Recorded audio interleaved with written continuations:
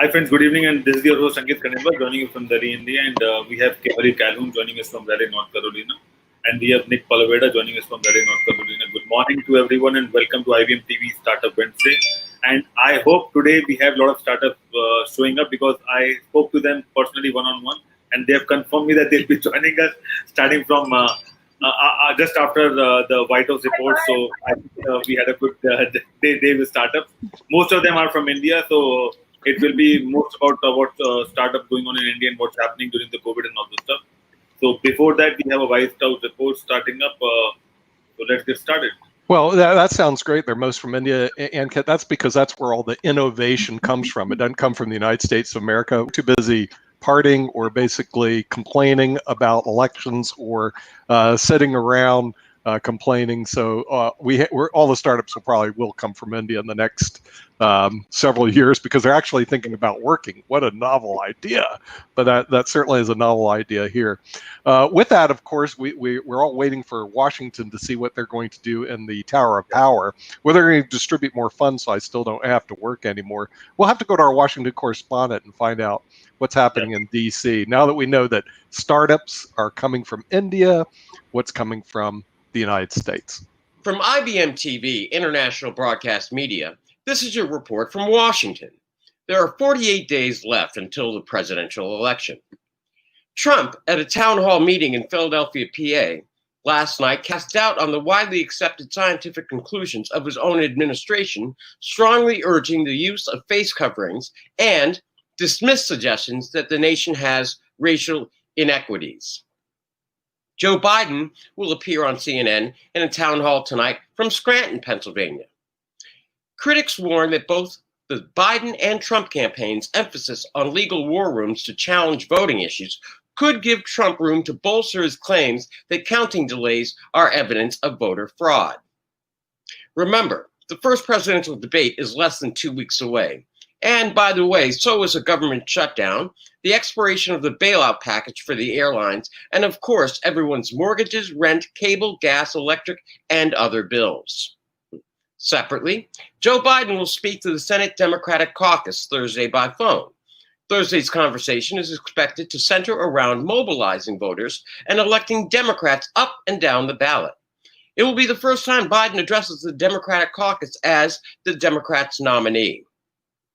On the other side, House Minority Leader Kevin McCarthy rolled out Republicans' priorities of tax breaks and police funding Tuesday. The GOP's calling card to voters as they try to wrest back seats from the Democrats in a long-shot bid for majority control of the House. In a sign of the times, both Facebook and Old Navy were giving employees paid time off to work polls on Election Day due to anticipated staffing shortfalls caused by the pandemic.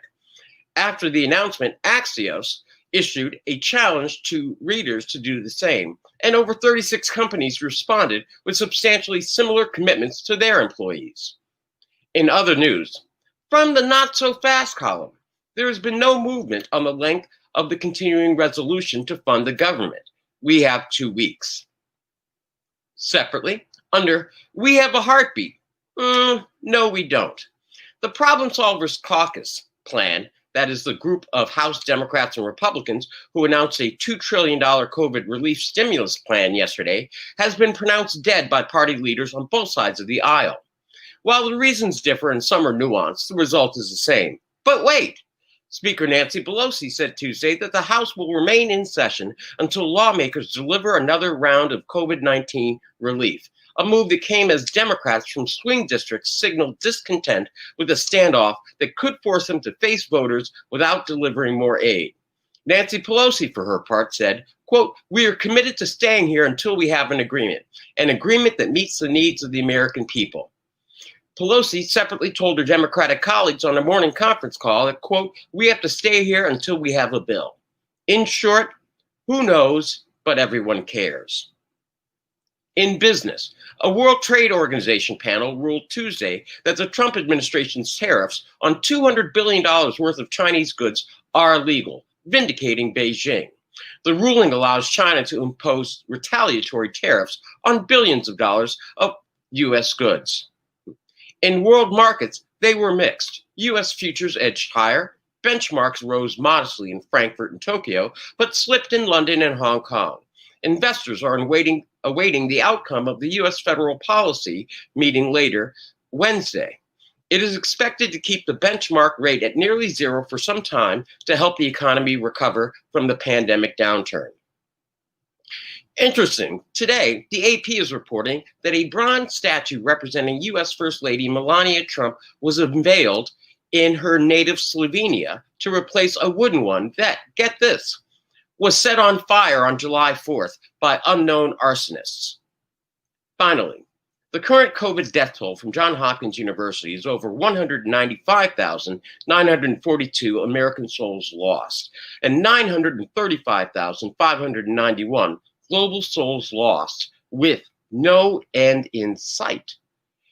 That is your report for this day, September 16th, 2020, from IBMTV, International Broadcast Media, smart television for a smarter global community, from dictatorships to democracies around the world. Good morning, good afternoon, and good night. I'm Bill Trezevant. Boy, that saved a lot of time for me, certainly, and Kit, rather than spending an hour reading the Wall Street Journal. And frankly, I found something pretty important, and we'll bring Bill onto this. Well, let's see if we can find him. There he is, and there's Kim. Bill, you said something I missed. The World Trade Organization apparently said our tariffs were illegal. Now that didn't pop up in my Wall Street Journal today, but that's because it didn't arrive today for reasons I can't say because I don't know. But when you pop that, I mean that's a big topic for Economics Monday. Except this Monday we're going to be spending time with the International Day of Peace. Mm-hmm. So, but that is a huge topic because it does allow retaliatory tariffs. How does that affect peace? Well, obviously the thing is the U.S. and China need to work this thing out some way. The whole tariff stuff. Nick, if I could just rise for a point of personal privilege, may I? Sure. Okay. Floor is yours. Sorry about that, but I am so proud that right now I'd just like to give a big shout out to my cousin, Michelle Trezevant, who is a retired major in the U.S. Army and also a nurse, retired now, but she was one of the first responders. And I am welcoming her on this special day. Her and her crew are now watching us from Poughkeepsie, New York. So, Poughkeepsie. Yeah, upstate, but not really. Yes. That's right. Hello, Michelle. And okay, great. Sorry, yeah. Nick. Okay, so we have some people in the United States and India watching us, but you know what? We're watched around the world, and because of that, we have people from around the world, like Willie Hill from Australia. Good day, mate. Melbourne has arrived, and of course, we have the Chinese representative from Hong Kong, Rakesh. We're going to try to improve those Chinese relationships here on Startups Wednesday, and of course, we have Canada, Russia, Alexander Starr.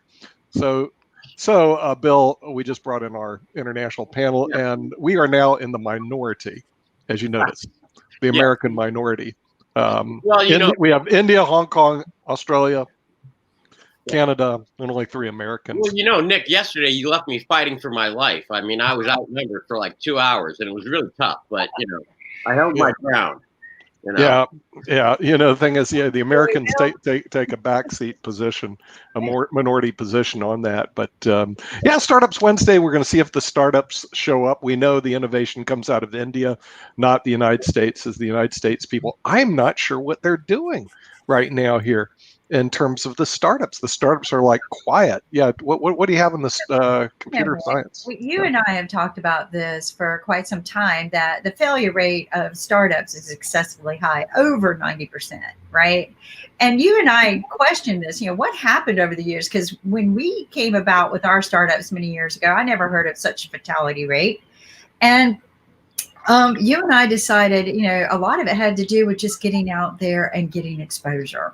Right. That's something that you promote a lot. Get out there, get your distribution, and get your exposure. One of the things we at IBM TV wanted to do was offer the startups an opportunity for free exposure. Now, something you and I learned, I think, from Kevin Harrington that day we met with him, the shark, and I learned from O'Leary, a shark, is when they started their Shark Tank to get the startups exposure, the startups weren't showing up. And now Kevin would say, well, you know what? If they didn't have skin in the game, they didn't put out a lot. They didn't put effort into it. They wouldn't show up. So here are these real famous sharks that couldn't get startups to show up. So they came up with this concept to charge them to show up.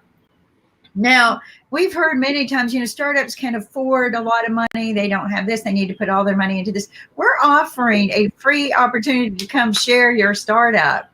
It's just, it doesn't cost you anything but your time. So I'm clueless, Nick. Maybe that's why. Well, it has been written in Peter Thiel's book 0 to 1 that they totally ignore marketing and distribution. Yet marketing and distribution can be the killer sequence to winning the game, and it's a secret sauce. Mark Zuckerberg certainly was brilliant in marketing and distribution, and so was Bill Gates. But what you see is that they're smart enough to know it's not the product itself, it's the marketing and distribution. The product will make a difference. So Mark Zuckerberg completely turned his website into a marketing engine. He actually marketed his site that markets his site, and Bill Gates did the same thing with his software. But the thing is, the rest of the crowd, they just ignore that, and that's part of the reason why they fail. Part of many reasons. One thing is like making moves. We discussed earlier is that all your legal documents should be filed right now on the cloud. Okay, now I know automatically that we have to do that because of another company that I run, right? But the thing is, if you're a startup, do you know that you have to store all your documents? No. And so what happens is it's like chess. There's a lot of mistakes on the chessboard to be made. And if you've never played a game, you're going to get killed. That's also another reason. So we could actually go through a whole litany of reasons why the failure rate is closer to 90%, as opposed to 90% of the ones are funded, as opposed to it could be a lot better. But the thing is, they just need, and part of it is they just won't, turn down. So, I like Kim. She goes, good startups turn down money and avoid sharks that prey on. Well, okay, atrophy and vulnerability. Now, that is that comment. Yeah. I mean, the thing is, I agree with that. Be careful. That's the other problem is that the thing is, there is what Kim said is also very true. The real problem is that the sharks out there, the VCs, are not perhaps in the best interest of the company, but you also have to look at it from their position. They know they're going to invest in losers. Most of them are going to be losers. They need a winner to recoup. So the deal they offer is sometimes totally not in the favor of the person that's doing the startup. All I can say, it's a tough road to hoe, and there's a lot of people that hopefully we'll be able to meet with them and improve them. And some of them I've seen on this have like no shot. They have no idea the capital requirement that they need, and their idea, frankly, isn't that good. And they don't want to hear that. In other words, like that's it. Yes, Bill. Oh no, actually, I just wanted to point out. We're talking about startups and what they need to do and kind of exactly show up. But at the other end of the rainbow, there's a story that was released today that the startup Snowflake is an 8-year-old startup and provides cloud-based data management for businesses.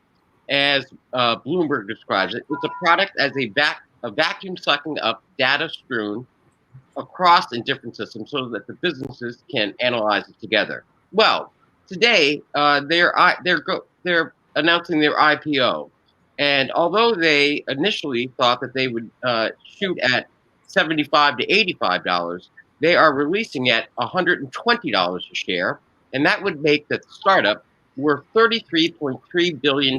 Now, it seems to me that that's $33.3 billion why startups should show up here on Startup IBMTV, so they can get the startup, so they can get to the $33.3 billion.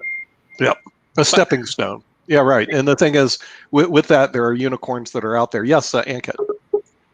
But I'll tell you something. I mean, what happened with startup is that generally they start their PR once they're funding, and then they don't believe in PR because they're still working on a lot of things. And also, startup is like a tech word or kind of a trending word where people want to associate it with the company. So company who is doing business, suppose they're doing trading business, something else, they also call them a startup because they wanted to be in that startup zone. And it's kind of a cool word in the market right now that we are startup. But they don't understand how the startup works and what are the startup requirements and what they need to do basically. And I think we really understand what I'm trying to say because it's not possible that all the companies are startup basically. We need to set up a line that a startup will work for next 5 years. After that, we have to graduate it to something else. But we don't have graduated anyone else. I mean, we still call Facebook and other companies either as startups or unicorns. There is no middle bridge in between. So once we have more terminology and once we make sure that we have to mention people that now after 5 years we are not a startup and this is the startup work culture and stuff like that, then they will understand because otherwise everyone is startup. That's how we pronounce in the world. Yeah, and the thing is that a lot of the startups, they may not be a unicorn like what Bill described, but they end up doing okay. In other words, they're in the market space and they're doing okay, but they're not really doing super well at all. So, but as you notice, as they gravitate toward areas like what they're doing in terms of data management that are high value, not a lot of competition currently, then your odds of success increase tremendously. If you're a startup in a restaurant business, okay, that is probably a very good road to, as they say here, the restaurant business, the franchise restaurant business, I won't mention the names, are usually, how you say, you bought a minimum wage job. Okay, in other words, at the end of the day, you're just not going, you may be in business, but you better love the restaurant business because you'll work about 80 hours a week for minimum wage. And the only reason you'll make more money is you're working 80 hours, not 40 hours a week. But your hourly rate's going to be basically minimum wage, and that's it. So I think it's tough, but at the same time, I also agree with Ms. Kim that as you go approach the venture capitalist, it may not be the deal that you were waiting for, because remember, it'll be the first time you're in front of the venture capitalist. It'll be the 100th or 200th time the venture capitalist has been in front of you, or as somebody like you. So you're playing a game that they have tremendous odds are tremendously in their favor, not in your particular favor. But it's Ankit, it's just a tough business. I think startups are just really tough. Now, Willie runs a startup community, Willie Hill out of Australia, and I know he's got 10,000 in Australia and you have another 10,000 in Europe, but it looks like you're culling the list. In other words, you're starting to say that the dreamers versus the schemers. In other words, what I call the real and the Memorex. So what are you doing with the Startup Australia down there, mate, in Melbourne? I'm focusing and I'm culling the people out with one of the ideas that come up quite regularly is, I have 4 startup ideas. So I challenged them on that. I said, you have 1 startup idea that you didn't finish, then you jump to the next one, and then you jump to the next one. When things get hard, you jump to the next one. You do not complete. So you need to start finishing. Okay? Mm-hmm. Don't jump to the next one. Finish the one you got, then do the next one. And there's a guy in the States that's got a book out on that topic, and it's called Start Finishing. So he's almost saying the same thing. You need to complete it, get it done pat, and ship whatever product you got out. Get out of the building. One of the other issues that pop up quite regularly is a problem market solution, which is the other way around. It's not a product market fit. Somebody's built a solution. Sitting down thinking, this is a solution for this. No, it's not a solution. It's just an idea you had that you thought would be good. Mm-hmm. Not tested. Willie. Not tested. Totally untested. Then thinking, okay, this is this should work because this is the problem. There's congestion. If we do this, that, and 9 times out of 10, that doesn't work because it was not a problem. Mm-hmm. Okay, it was a solution that you built, and then you came, okay, let's take this solution and fit it into this problem. Whereas if it was a problem, okay, what's a problem? Startups don't have any money, and they have a lot of things coming through them. So I said, okay, so if we did this, what would happen? If we did this, what would happen? If I hold your hand and walk you through the process, Would that make it easier for you? And then you ask 1 startup, 2 startup, 3 startup, 4 startup. And then as you go through the numbers, it'll show up. So my big question to the startup is, okay, try a reverse pitch. Stand in front of 10 VCs and ask the VC to pitch you. Yeah. By the way, Reverse pitch. you made a very important point that they go, I got this a great idea, then they move it along, and then I got another great idea, move it along, and they never complete. They never monetize the first idea because they see another idea. I mean, they're brilliant people. That's wonderful. But there's a difference between being a brilliant person and ability to execute. The reason they call executives is those people execute the idea, not create the idea. There's a lot of good ideas that end up in the graveyards of startups. Tons of them, that you can find, and they sit in the graveyards because they do exactly what you're describing. Hey, I got this great idea, and they'll play around with the world and then they come to a hard point in that great idea that to move forward is going to be difficult. And then, wait a minute, I got another great idea, and they immediately move over there. And this idea has never been completed to fruition.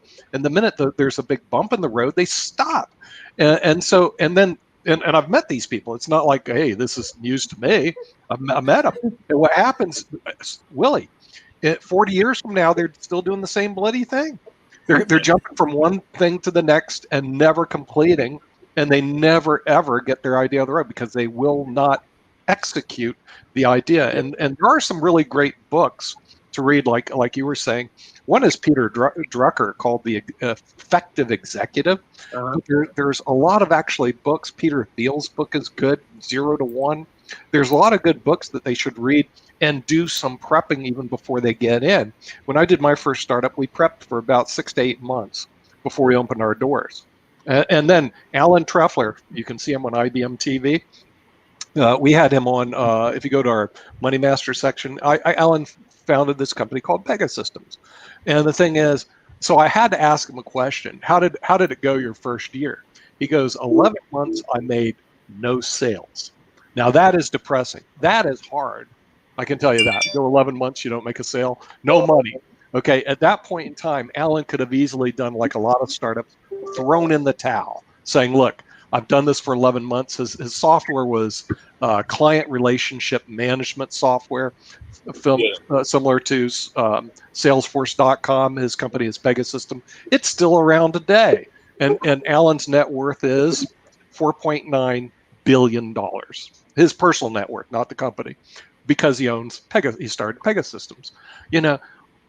But remember what he did. 11 months he hung in there. So he got to the 12th month where he finally made a sale, and then he kept it with it.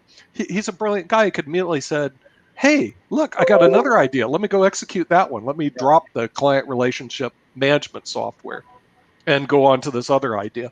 And he would have been a complete bust. But I think that's part of the problems that software that actually the startups face is they don't realize they have to have that resiliency. So what you said, Willie, was spot on. In other words, they go from one to the next. I got 5 great ideas. So find the best one and execute it, rather than try to execute 5 simultaneously. You're going to lose. We interviewed a few very successful entrepreneurs who took their companies to billions, and I think Yapstone was another one when we interviewed 2 of their executives and the founder. And he said that he wanted to go, he wanted to go here and here and here.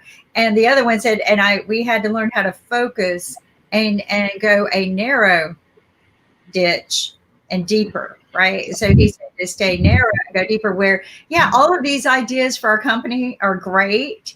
But if we just stick to this and just narrow and keep going deeper, then when you reach that level, start branching out. And again, that was another one, just like it was the CEO Tom Vellante of Yapstone. You won't hear about Yapstone.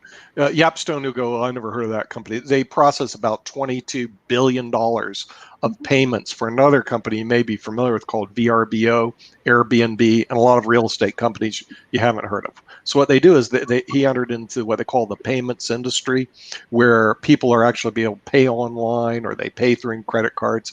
And now he ran it to a $22+ billion company in a very short period of time. But he did exactly what you said. He actually had a business partner, and they kept him online to stay with the same business plan rather than jump around. To stay in one direct line. That's what he kept doing. Because he had all of you notice how he moved around. Had all of these great ideas, but we had to focus him to stay. Right. Yeah, you end up having to focus in on, the best idea and then work the best idea until you execute it. Right. And I have seen the real problem. It's really deals with execution. A lot of them, hey, look, you may be a great idea, maybe a brilliant engineer, but man, you can't execute to save your life. And and if you can't, then at least find partners that can. Right. It's because there's a lot of things even on IBMTV, there's a lot of stuff I can't do, but we have Ankit. He can do everything. So I'm grateful for Ankit. He knows how to do everything. But you got to have some people like that working together as a team, or frankly, you just can't get very few. What? There's very few what? Willie? You beamed in and out. Is 1 in a million. He is 1 in a million. I don't know where. I even today I'm going, where did I pick this guy from? Where did he come from? India. Now, some cases I think he's really, honestly, he's an IBM avatar. Okay, and he's just artificial intelligence that moves back and forth that solves all our problems at IBM TV. I'm really not sure. But the thing is, you will run into this is the good thing. Okay, if you run into really good people and you can work with good people, you're so much better off than working with the flakes that are out there. Right. Okay. And here's the funny thing, because even in my other business, okay, I'm very grateful to have a partner I've worked with for 10 years now. And we think, and we see it in an MBA book. It says management teams are important. Make sure you can work together with these people. But we actually have to do it and have the same management philosophy. It's a little hard to find those people, but when you do, they're gems. And the guy I work at National Pension Partners, Max, worked together 10 years. I mean, it's almost like, hey, we know this is where you need to go with this. This is where you know that. We don't have a lot of contracts between us because we don't need them, after 10 years. And that it can be a really beautiful thing that you can have in business relationships, which startups, a lot of them don't have that ability at that point in time. In other words, they haven't really gelled their companies into that particular area. So it does take time. I mean, but Nick, don't you think that part of that is just the fear of the unknown? Because they just don't know. And and it could just be so overwhelming, the size and the scope, that they become paralyzed because of they're thinking about the entire project rather than just, and all the unknowns in there, rather than just step by step. So don't you think it's because it's a fear of unknown and how to work those relationships? Yeah. When you're saying fear is the thing that dominates. We learned a long time ago in sales, people are motivated by two things, fear and greed. Okay, in a lot of cases, fear, there's some underlying fear that takes place with people and decision making, because in any startup, and frankly any corporation, you got to actually look into the future with your crystal ball that you don't have and project where you're going to be a year from now, 5 years or 10 years. Well, if you take a lot of startups, you look into the crystal ball and you go look back at your history, you're out of business, because your history says you have no money, you have no way to do it. So I'll almost have to say, well, I'm going to get to here, within a year. I'm going to get to here. And you have to have a lot of faith that your business plan will be executed that way. The first one that I did, I think I just got lucky. I went into a law practice with a partner, and then the first week we made $3,000. Within the month we made 10 grand. I thought, oh, I'm rich, not realizing all the expenses all the way went out the door.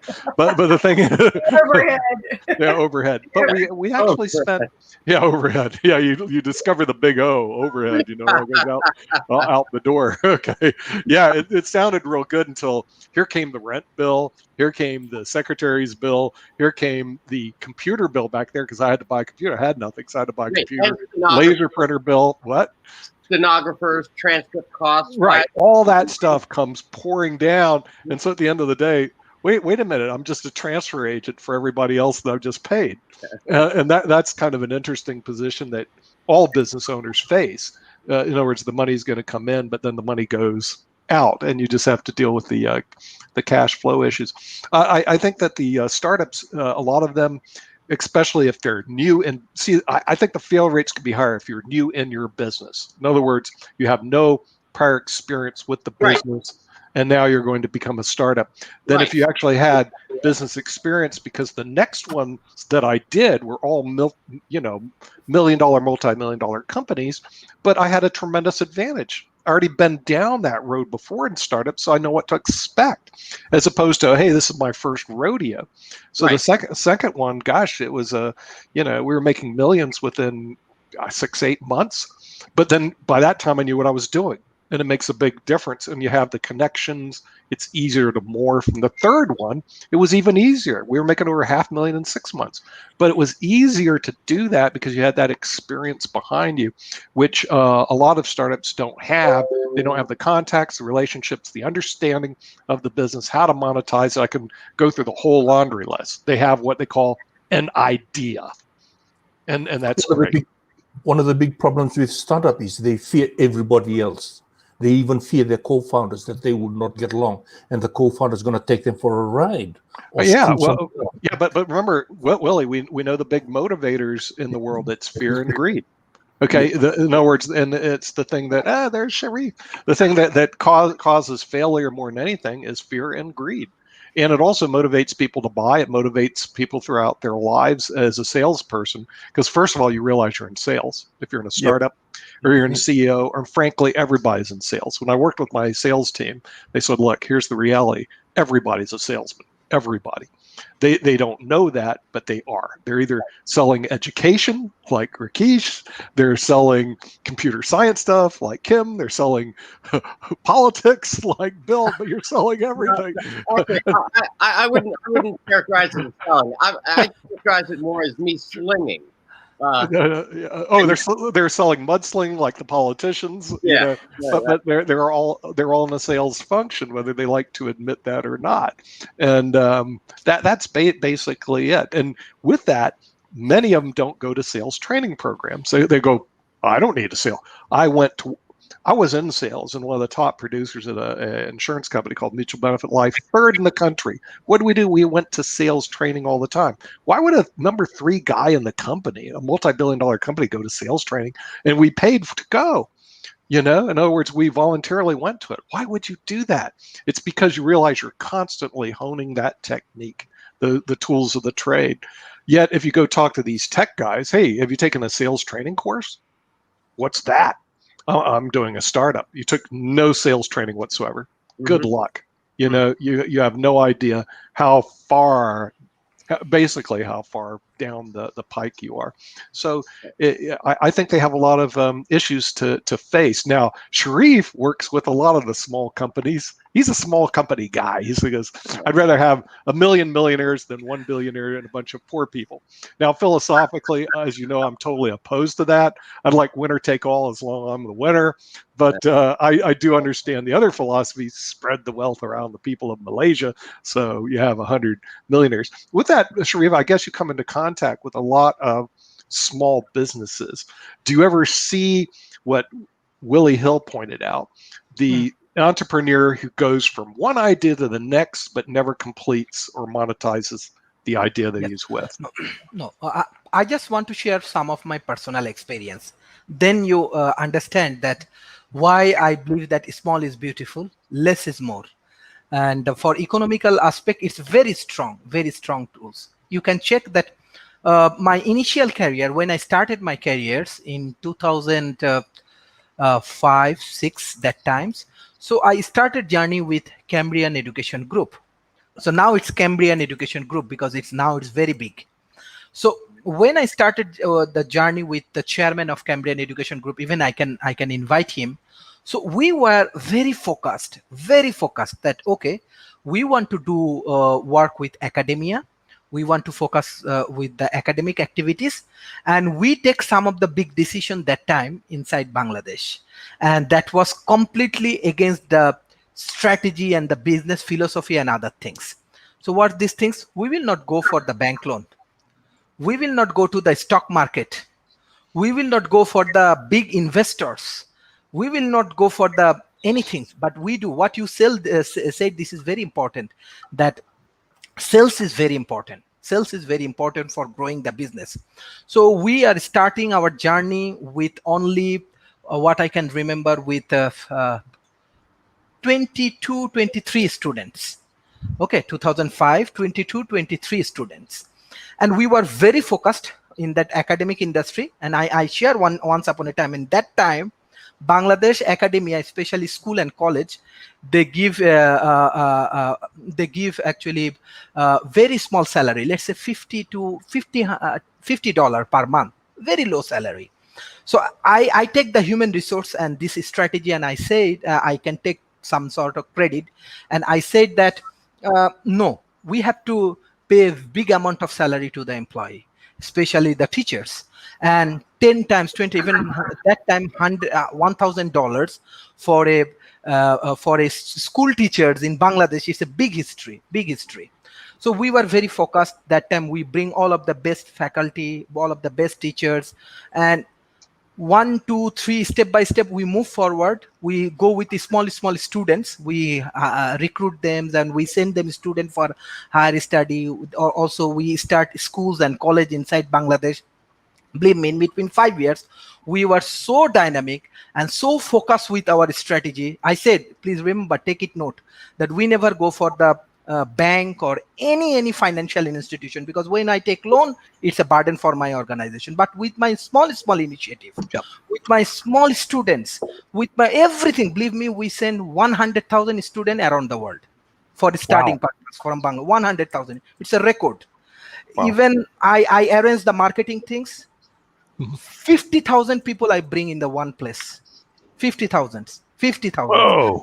I can send you record and everything. Oh, so what's the name of that company? It's Cambrian Education Group. Cambrian Let Education me see Group. if I can put it up there. Cambrian Education Group. Group because Bangladesh.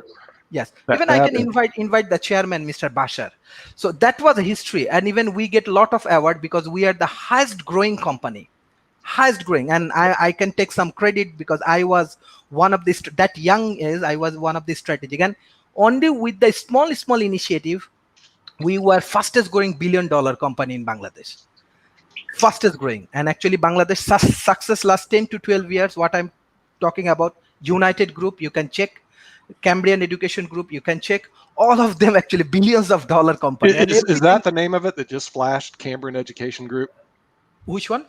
I just Cambrian put it on. Education. Is Yes, that the Cambrian correct Education. spelling? Okay, fact yes, checkers, yes. get to your computers and let's research that. Yes, even I can invite Cambrian the Education Group. Yes, I can invite the chairman, Mr. Bashar. He's my very good mentor even. Right. So very small initiative, believe me, you can trust me, very small initiative. We are very focused on education, and I told you, we do not go for any big, what you are talking about, stock markets, bank, investor, this, nobody. You did what we call the bootstrap. Yes, okay. And better. I'm totally familiar with the bootstrap. Yes, I love the bootstrap. Yes. So what you said, we are more focused on very good quality education. Right. And I visit everywhere. I go Cambridge. I learn University of Cambridge that they have a special program. I go to Bangladesh. I arrange it. Supervisory study program. We extremely focus on quality education, and we bring all of the poor quality student. Yeah. And when they're O levels and A level, they get a very good result. So in between few of years, we become very successful. And this is not only it's not actually that I'm not a researcher, like just giving you theory. We are very much practical oriented. Yeah, you get her done, which, well, no, I think that's great, because a lot of the education system, Sharif, they don't tell you how to be a successful entrepreneur or business person or run your own business. It's not trained in schools, yet ultimately you're either a business owner or an employee. I mean, that's it, and the training on the business owner side is pretty poor in the practical partner education system. I'd love to have the chairman on Economics Monday. I think he's beyond. You guys are beyond Startup Wednesday, but bring him on Economics Wednesday, where we do have our, our group that works in, they actually have operating business, but love to have the chairman on economics Monday, And except not this Monday because we're doing International Day of Peace. no, I know. Okay, but the following Monday, Yes. I think he would be great with our Yes. panel that goes on economics Monday. Yeah. But that's great. I mean, that's a startup that succeeded. 2005 to 2014, right? In this 10 years. Then I move in 2015 in Malaysia. Sure. We make a huge impact. I think every year. When I come to Malaysia, I think we have around 10,000 students that time. Try to understand from 22 students to 10,000 students. Yeah. And we send around 100,000 students around the world, but we were very focused. And all of the great things, like all of the Ivy Leagues and the great university, big university, I think we have a contract around 1,500 university around the world, even if it's Bangladesh. Well, that's the reason why, if he shows up Monday, that's where, as you know, we have the dean of Yale Business School on, the dean of Illinois Business School, and a couple other deans I can bring on, and that would be certainly very interesting for them because they're obviously they're interested in education. So we'll see if we can get them on Monday with some of the deans that are on. Ankit, you work at Watermark. Is that your company, or Ankit was that a startup, or what the heck is Watermark? I see you on Watermark, but I don't know very much about it. So basically, I started this company in 2009 officially, but before that, we were doing a lot of freelancing work when I was a student.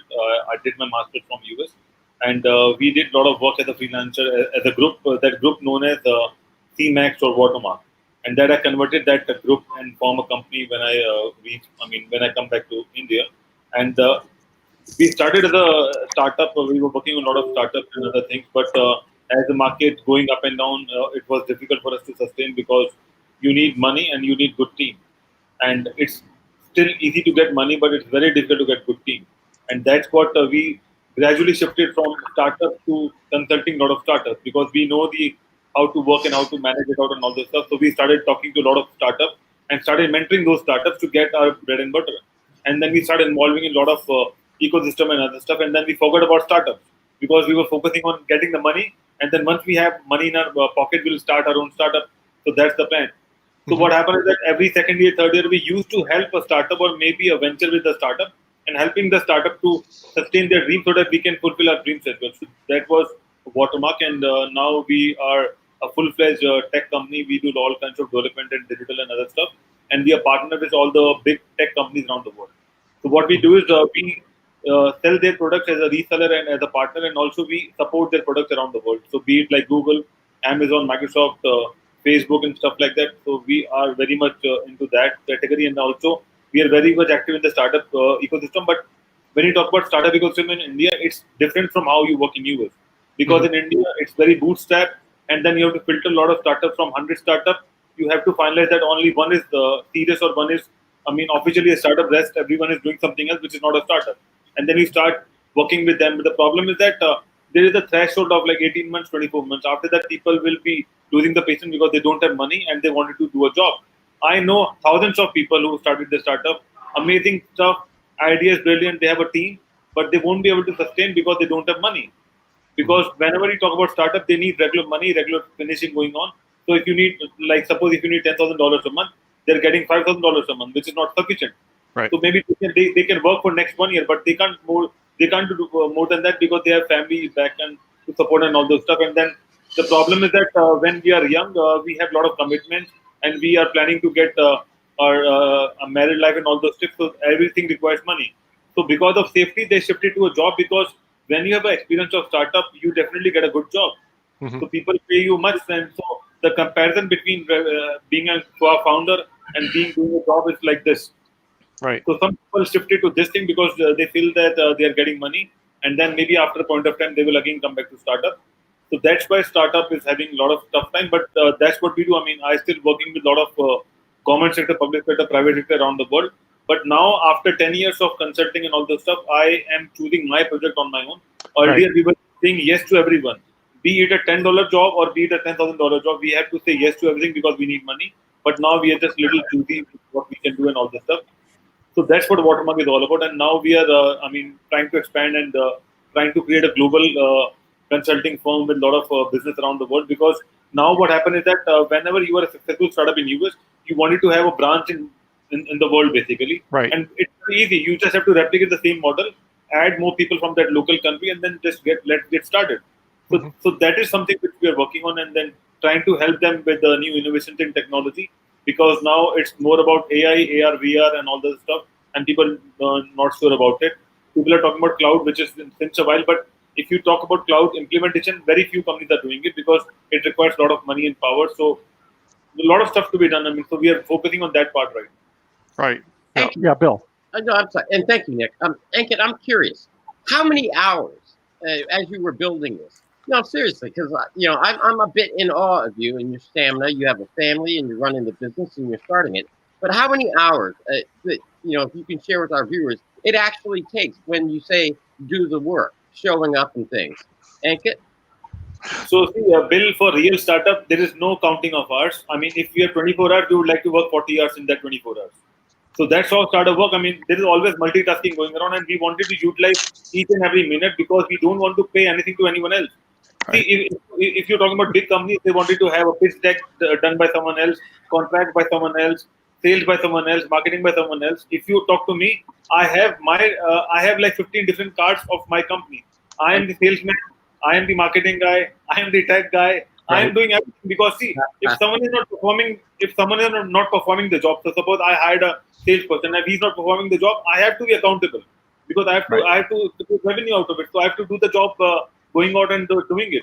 And then the best part with technology is that you can work 24/7 because somewhere in the world someone is doing a business and you just have to tap that person. So it's more Right. about networking, talking to people, and appreciating them and helping them how they can empower their businesses. Right. Okay. And if I may, Nick, and thank Sure. you. Go ahead. Go ahead, counselor. Thank you, Your Honor. Rakesh, when you were building your ed tech company, tell us, how many hours did you put in and what was it like?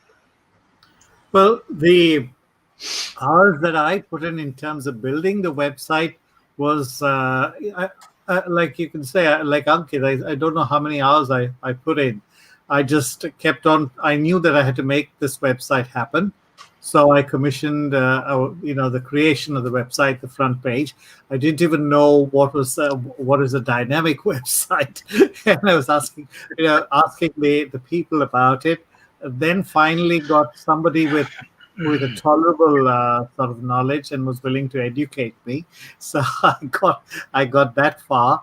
Then I found that he was trying to hook on to me and not give me a completed website. So then a nephew of mine, with whom who's quite bright, he said, "Why don't you go to Bangalore? Because Bangalore has a lot of reliable people." So I went to Bangalore and got a good supplier, and that's how my second project was really fast. I was thinking about Nick when he was saying his second project and third project got faster. So actually, I've monetized my second project much faster than I did my first project, which is still sort of limping along. But Okay. I've come across somebody on Facebook who's sort of based in Delhi, Ankit, who is in Teachers with Technology. It's a group on Facebook, and somebody who's likely to help me along with the first one too. So it's been no tab on the number of hours, but I can tell you it is. So you're safely saying that it's all a blur until you wake up one day and you're like, "Oh my God, I'm there." Is that right? It's that's how it is. Now, Sasha, I have a question for you because you're the investor amongst us, and how do you evaluate? So, for example, today Snowflake is going public with their first IPO. How do you evaluate startups that are going public with their IPOs? I'm surprised that people call a startup a company which is raising $32 billion. Yes. That's quite surprising to me. I wouldn't call that company a startup. I wouldn't call it even a medium-sized company because $32 billion is, in my opinion, quite a number. And I remember a few years ago, I saw on a Broadway a play by the name Death of a Salesman. I'm So, surprised. nobody wrote a play Death of a Startupper yet. And it'll be quite successful, I think.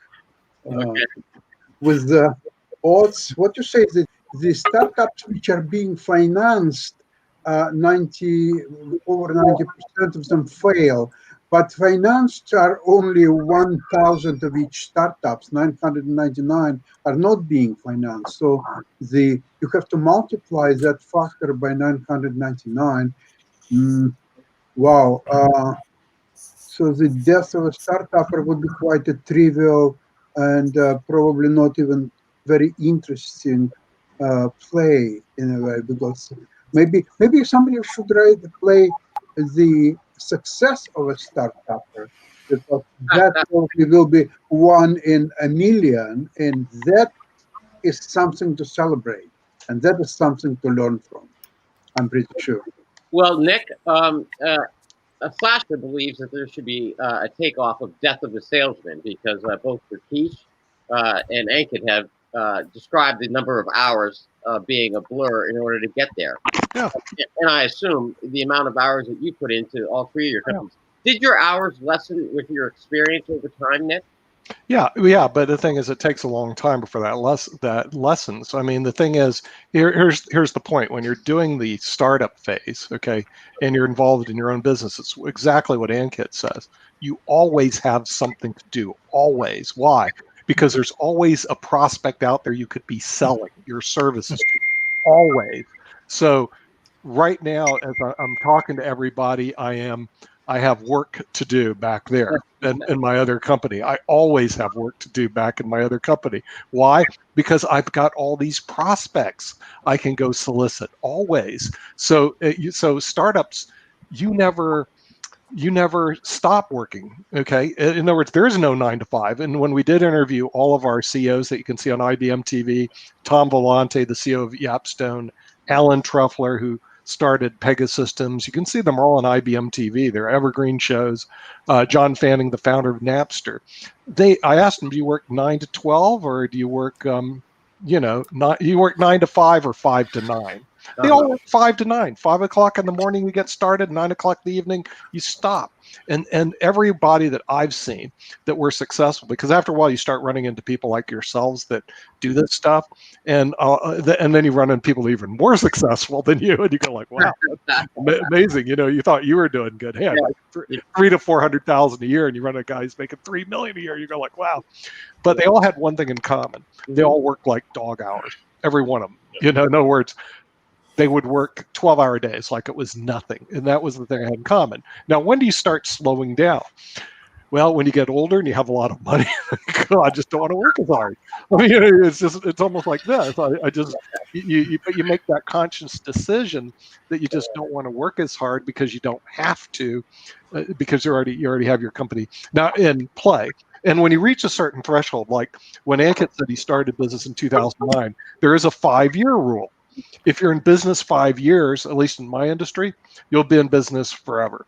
But you got to make it past the 5-year graveyard rule. Wow. Okay. In 5 years, okay, we bring a lot of these financial advisors on board. We work with them currently, work with new ones. Okay, if you're new in the financial services industry, and I always ask, well, how long have you guys been doing it? 2 years. Okay. Odds of them making 5 years are less than 90%. They're just like startups, they'll fail. Now, in a financial service industry, your overhead is your office. And you go out and solicit. It's not you don't have big overhead. You don't need big computers, machinery, or anything like that. But the failure rate's still that high. If I talk to them, I say, well, how long have you been in financial services? 10 years.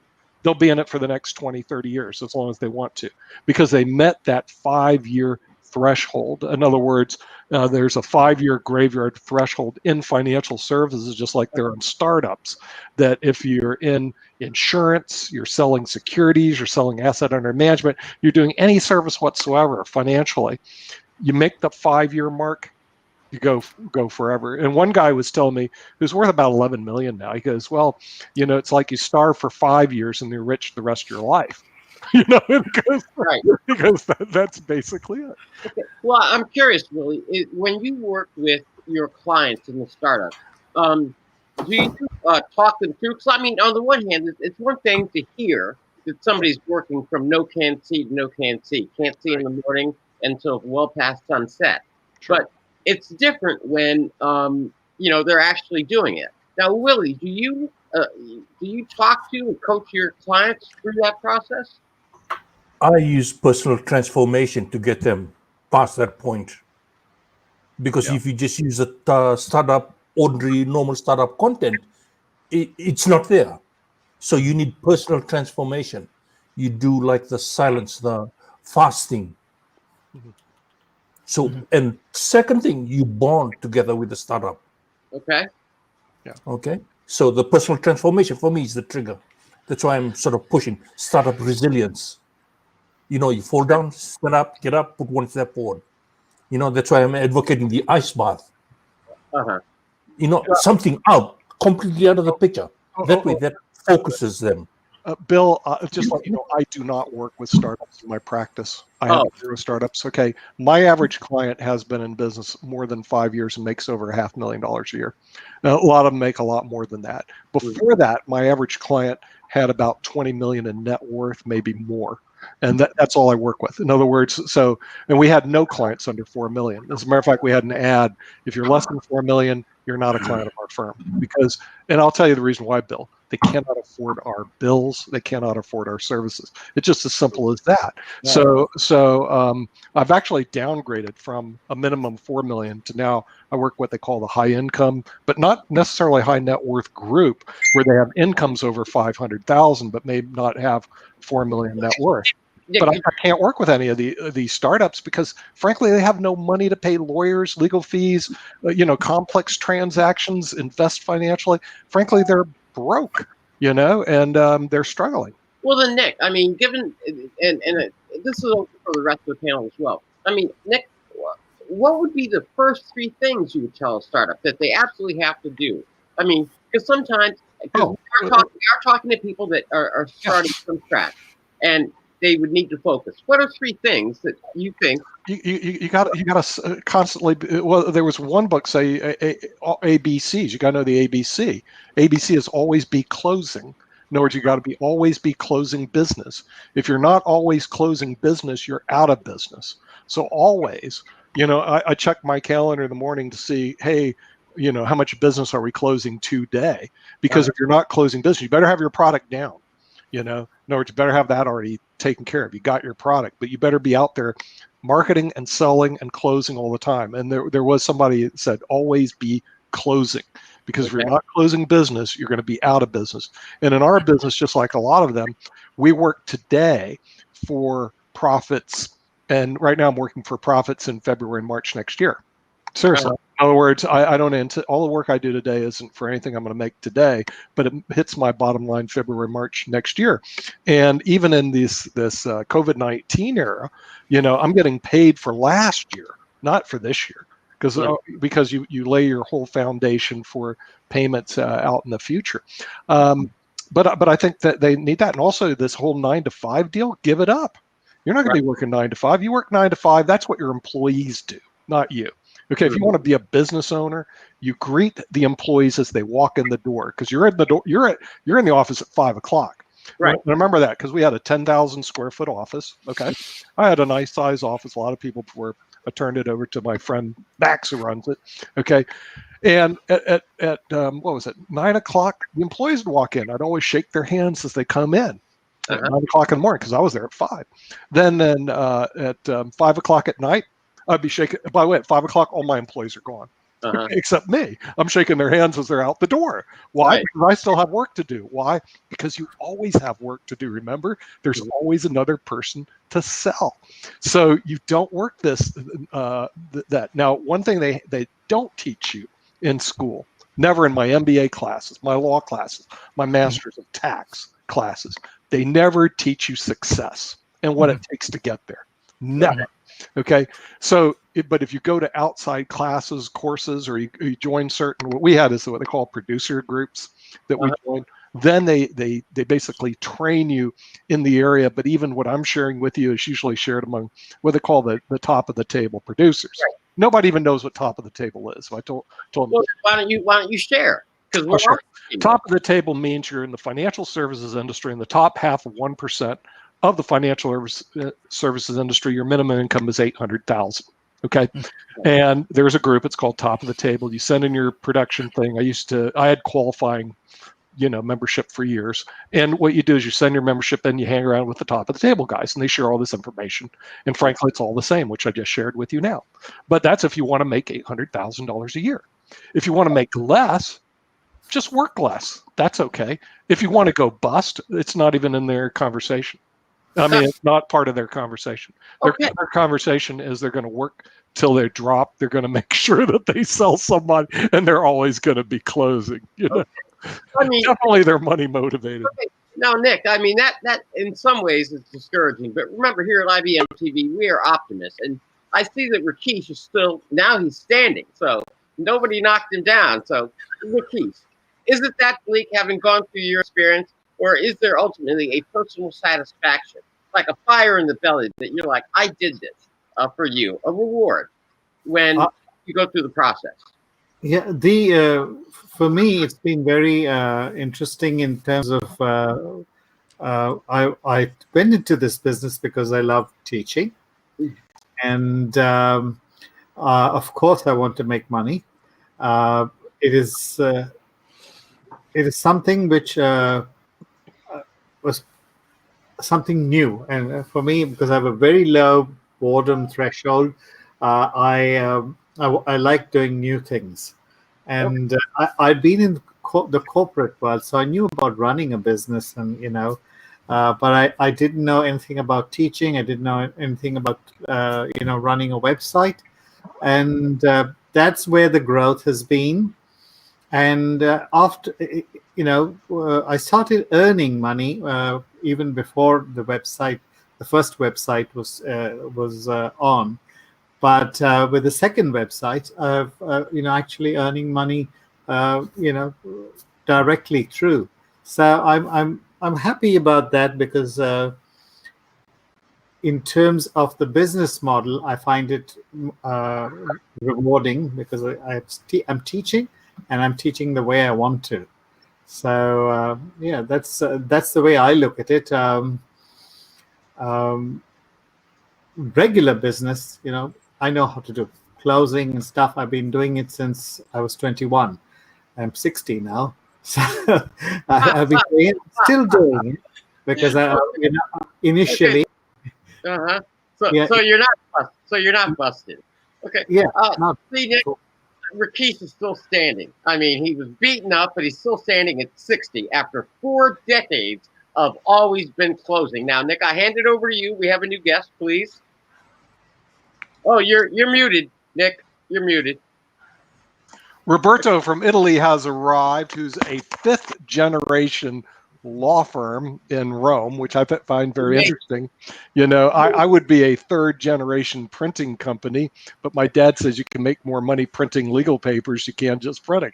So that's the reason I became a lawyer, Roberto. I don't know if that was in your deck of cards to become a lawyer. Unless you print money, then you can be very rich in a very, very short time. I don't know if it's legal, but you know, you never know. Well, you're involved in the mergers and acquisition world. Okay, tell us a little bit about that. Are those mergers and acquisitions small startup companies, or do you work with mid-sized company or large companies when you do merger and acquisition work?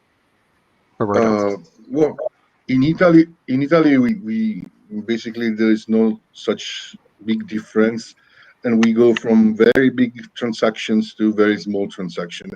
Also, to last year, I actually helped a friend in an acquisition of a mom and pop shop, basically. But let's see.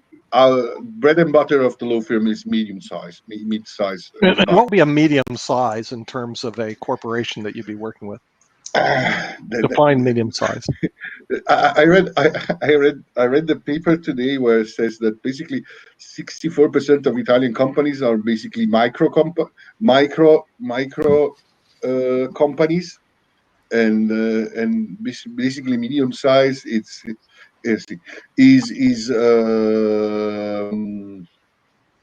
I would say hello.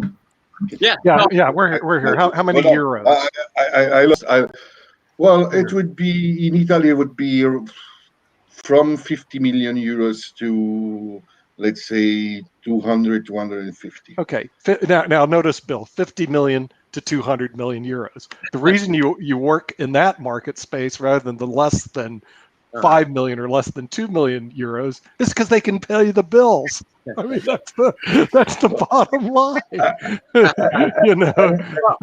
No, I hear you, Nick. But I want part of my background was I was a strong believer in pro bono, and pro bono leaves you so broke. But I certainly understand. You know the real. I mean, the real problem with an M&A transaction is the problem is that the process is almost the same for a very small transaction or for a big transaction. Correct. The difference somehow is sometimes in the due diligence, because you have more documents. Of course, if you have a company which has 1 million euro as a turnover, they have few documents, few employees, and so on and so on. So maybe the big difference is on the due diligence part, but for the rest, actually it's not.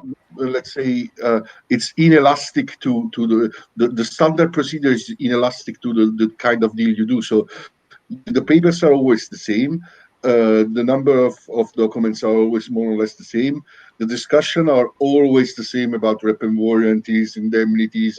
I mean, and funny thing is that even if you have the same person on the other side as you had before, he will start again from, wow, this is a rep and warranty which doesn't work in Italy. And then you say, no, but it's an international standard.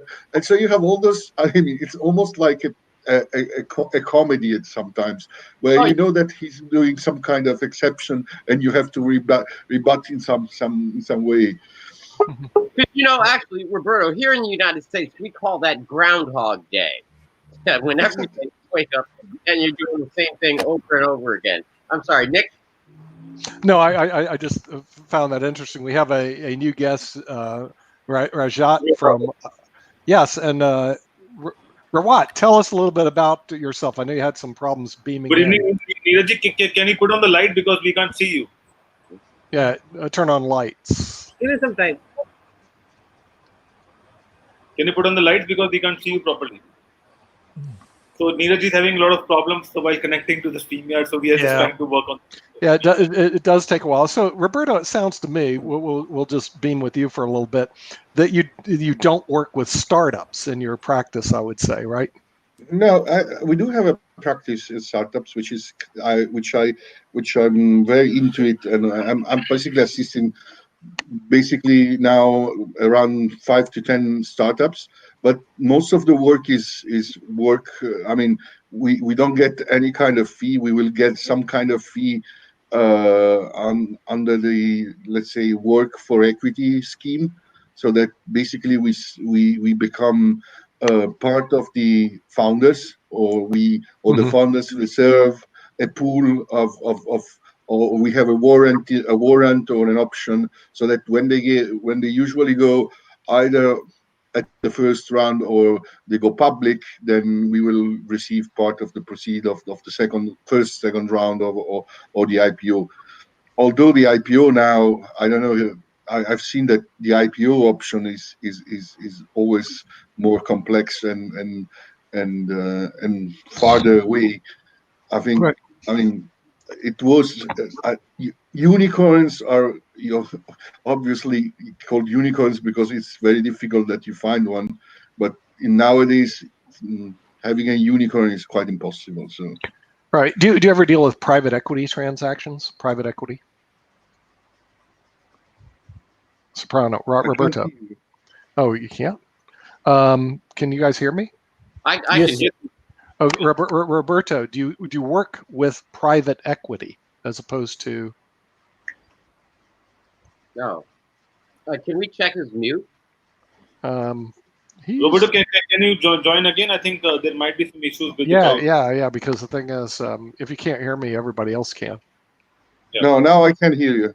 Oh, really weird. Okay. My question was private equity. Do you work with private equity groups? I have one of my major clients is a private equity. In Europe, you have in Europe the system is a little bit different. We have what we call alternative investment management companies, or and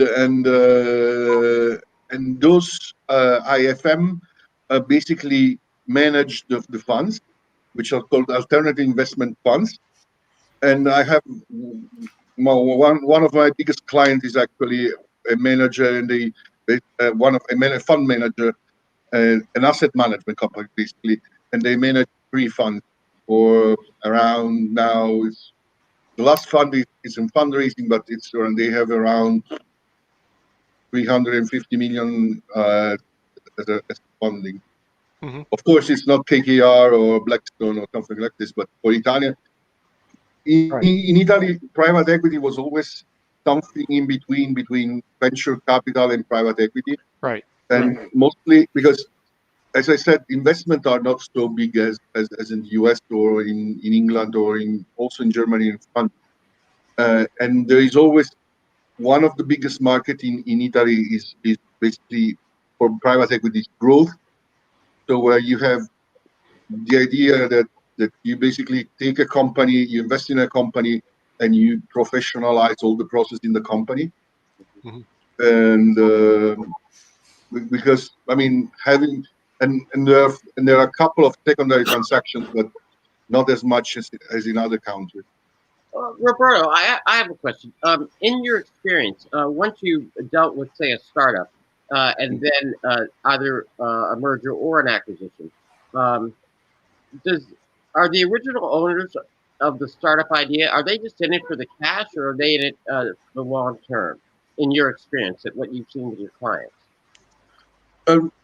the startups in Italy were sold as you get an idea, you basically start a company, and you get somebody who buys you out for a humongous actually amount of money.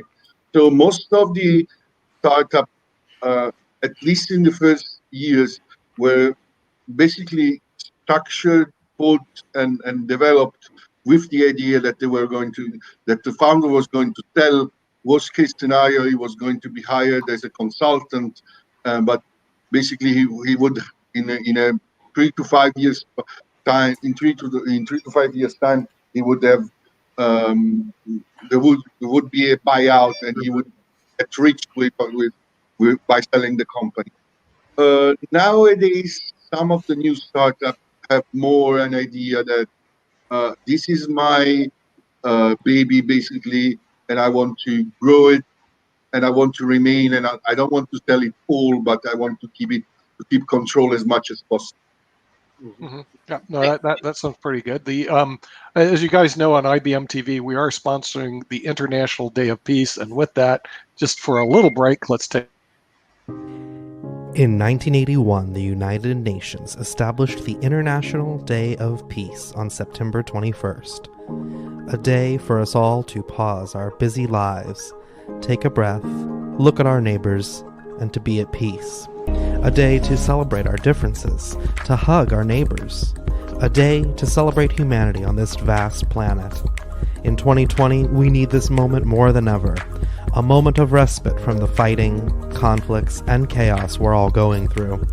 Join us live on IBMTV on September 21st from 10 a.m. to 7 p.m. Eastern Time to take a moment to celebrate our differences and join together in our virtual community for the International Day of Peace.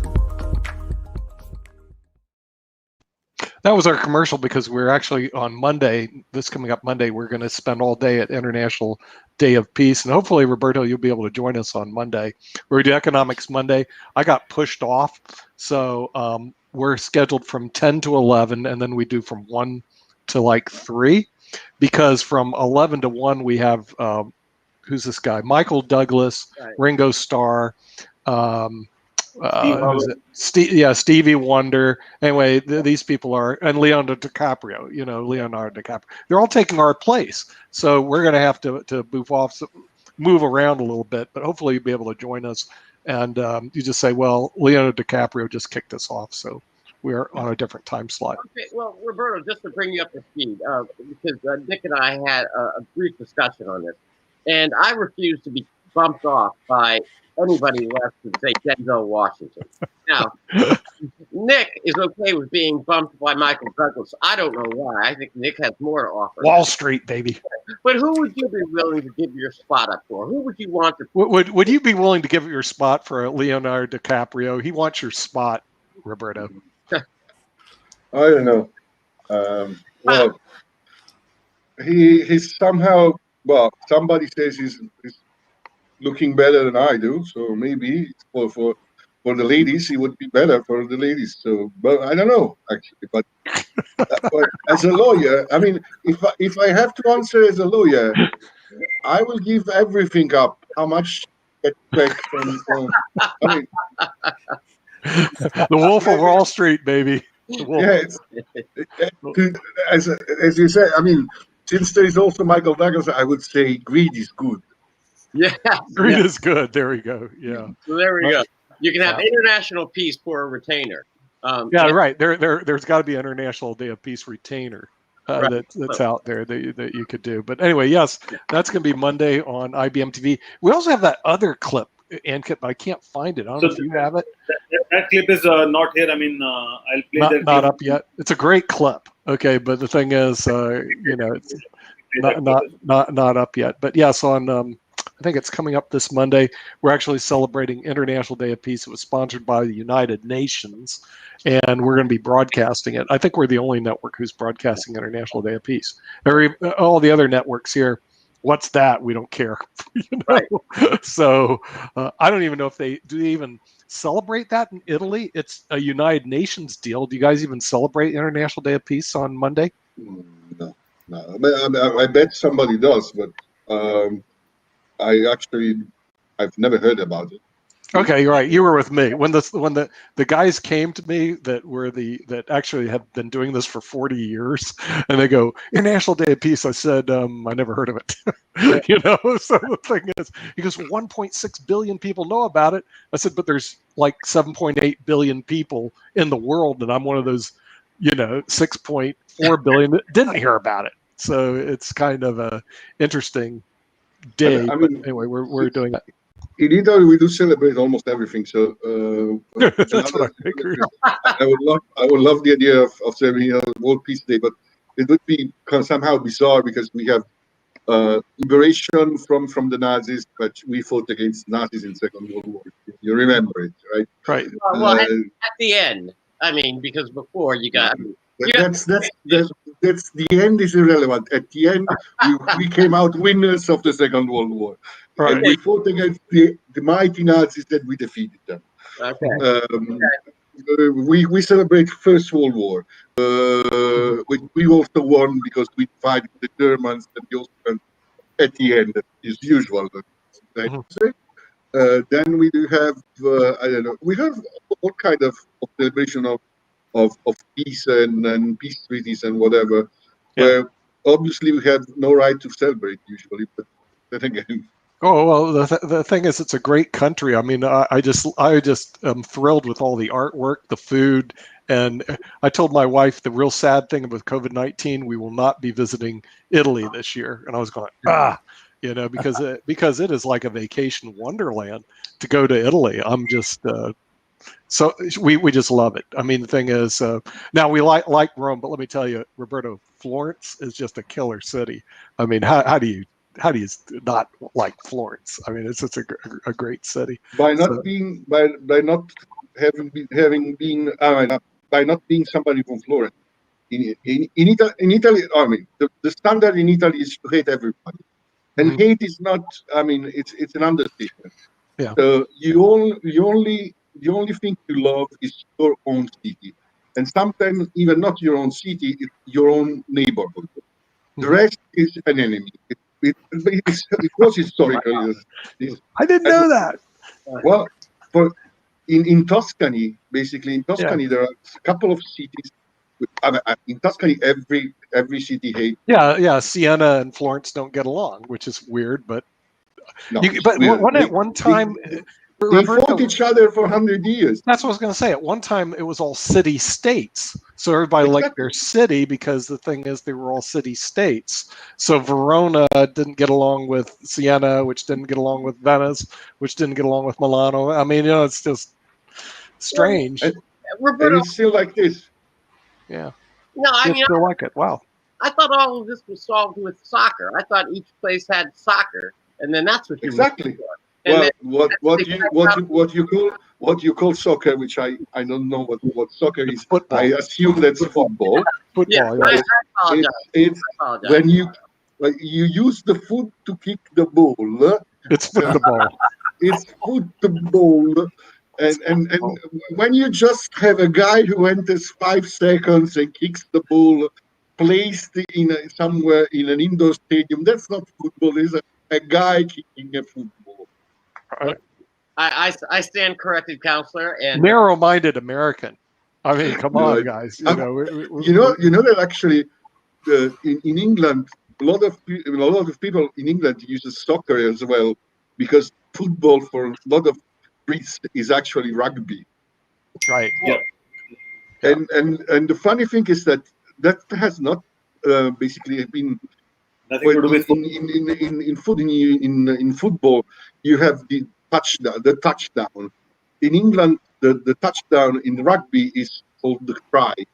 It's called try because you needed to have a touchdown in order to. That's the way why it's called football. You needed to have a touchdown in order to try to kick versus the goalpost. Mm-hmm. So that's and it was. I mean, at the beginning it was the other way around. The touchdown was only 1 point, and the 2 points were with the kick. Nowadays, you get 5 points with 5 points with the try and 2 points with the kick. Right. Yes. There's a new game in town which is called futsal, and which is like a short football. It plays within half time between two people or two teams, and they have a very small ground, and it's like a very fast football, and they have few players as well. So that's a new game in town, and people who don't play football around the world, I mean, the teams are not doing good. For them, it's like a promotion for football, so that those teams can also participate and play the sport. So it's kind of a fast football which is happening now during 2020. You're like somehow in a cage or something like this, where the ball bounces. There's no outline, right? No. So it's a little bit similar to what the tennis court is. It's like that long, and then there are a few players, and it's more fast game. I mean, I don't follow it, but there are a lot of leagues in India as well. That's called in Europe. Europe. That's called futsal. Futsal. That's what I'm saying. There's another fantastic version where futsal is basically like football, as you said, in a smaller ground. Yeah. But there is a fantastic version where you don't have outbound limits. So the ball is always in place, and if it's bounced on the wall, then it comes back, and you have to play it and you can use Okay. Well, Nick, is it a mixture of like racquetball and football? Yeah, more. Okay, we see Nick, we're clearly outnumbered, and you know why? They have to make up these games? Because they don't have as much land as we have in America. That's right. We have plenty of land here. We can build stadiums, make them large, and we don't need to kick off a wall in the middle of an alley to make up a game to convince somebody else that it's real. That's right. We get these big football fields and stuff like that. Hey, but the thing is, but we are the world's largest economy, but we're not the world's hardest workers. That happens to be in Malaysia. And Sharif, out in Malaysia, do you guys have a lot of mergers and acquisitions work that's being done out in Malaysia? Do you see that? Malaysia actually a very good place of investment. If you just try to understand Malaysian economy, Malaysia is a very good place for investment. So that's why many corporations from outside Malaysia around the world, they come here, and merger and acquisition is a very popular thing. I think Malaysia, Singapore, they do a lot of things, and actually there are many companies. They come to Malaysia and they do engage with the local ecosystem. They invest here and they get a very good returns, because I told you that Asia Pacific it's a very active economy, definitely very active economy. And Malaysia is a very smart, even especially as you are talking about economics and other things, even personally I get a chance to meet with many times this Mahathir Mohamad. He is a smart guy, definitely he is a smart man. He is a more than politicians. I think he is a more successful economist, even academically he finished health science and this kind of things, but he knows that how to play the game, how to play the economic game. So I think Malaysian people are very, very lucky, because I want to say their politicians are good, even though there are many things in media, this, that. But personally, what I see, they are really, really smart guy in terms of economy. Malaysian economic strategy, I think, one of the best strategy in Asia Pacific. And they know how to do this merger and acquisitions and these things, many things happening here. Yeah, and I did notice on my globe that Kuala Lumpur and Singapore are really close. I mean, you guys can go across the street. And now I found out, I didn't know Italy, all the cities think they're different countries. I thought that existed hundreds of years ago. Now I know it still exists today. So next time I go to Venice, I'll just say, well, we love Venice, and I won't talk about Florence. Florence, oh, forget them. They're horrible people. Venice is the best. But I'll go to Siena. I know how to play the political game. I'll go to Siena. Siena's the best. Forget those guys in Florence or Rome. Okay. And then I go to Rome. I'll say, Rome is a beautiful city. I hate Florence. I hate Siena. They're horrible. Well, it depends. If you're in southern Rome or northern Rome, it depends. You have to say Rome. Southern Rome or northern Rome. It's even worse. Oh, God. Well, I just found out yesterday that if you're in China, if you're northern China or southern China, you're in two different worlds. In other words, the northern southern China, they don't get along. But let me ask you about Malaysia and Indonesia. Do you guys get along with each other? And what the bloody difference? I know Bali's in Indonesia. Looks pretty nice. But Singapore and Kuala Lumpur, one's in Malaysia, one's kind of another city state. How do you guys get along with the Indonesians over there? Yes, Indonesia is the fastest growing economy, and Indonesia has also a tourist country. But in COVID situation, actually, they are facing a lot of challenges in Indonesia. Actually, facing a lot of challenges because highly density populated country, and still they have to more improve the healthcare system and these things. Even I'm working with the Muhammadiyah Society from Indonesia. They have 21,000 schools in Indonesia, one of the largest, and they are the backbone of Indonesian constitutions and many important revolutions and activities. So Indonesia actually very good place, but still I think they have to improve a lot of their systematical approach in infrastructure and other things. But their economy also good because of highly density populated country. That I think this is fourth and fifth positions. Indonesia is their economy is growing very fast, and they also is smart to utilizing this Islamic finance and this kind of things. So yeah. Islamic finance for Malaysia, Indonesia, this kind of country, Islamic finance is a very beautiful things for them. Yeah, well, they don't have this high usurious interest rate, which we do here. And to me, that thing's pretty important. Well, I don't know what they do in Italy, in terms of interest. No. I mean, there's a lot of people who think that some of the Islamic finance structures are actually the real, basically the ancestor of private equity and venture capital, because the idea that you don't have interest rates in the banks and the financial entity have to participate to the business and to the risk of business. So actually, the idea of with what we call corporate, what we call private equity, is something which is entrusted in the culture of Islamic finance.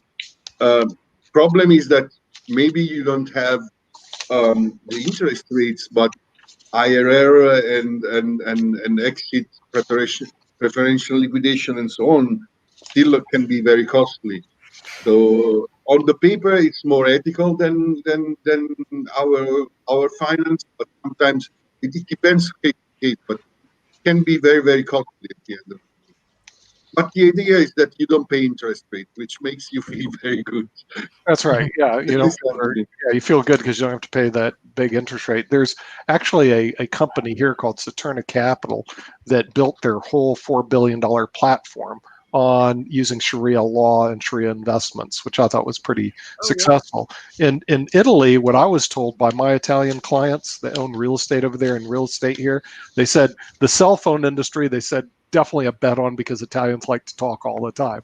But would that be correct, Roberto? Cell phones are used all the time over there. We have more cell phone users as population base. Oh, There's people who has basically 2 or 3 different contracts with different operators. I don't know what they do with it, but I have one phone and I try not to use it. Actually, I think that's true for most lawyers, which is why you can never reach one. Well, if you have 2 phones, then can't you bill while you're listening and bill while you're talking at the same time? Actually, you can. You can, Nick. I mean, I know there was. I think I already said this once. I know there was a lawyer with a famous big law firm in London, and he used to travel London and Paris.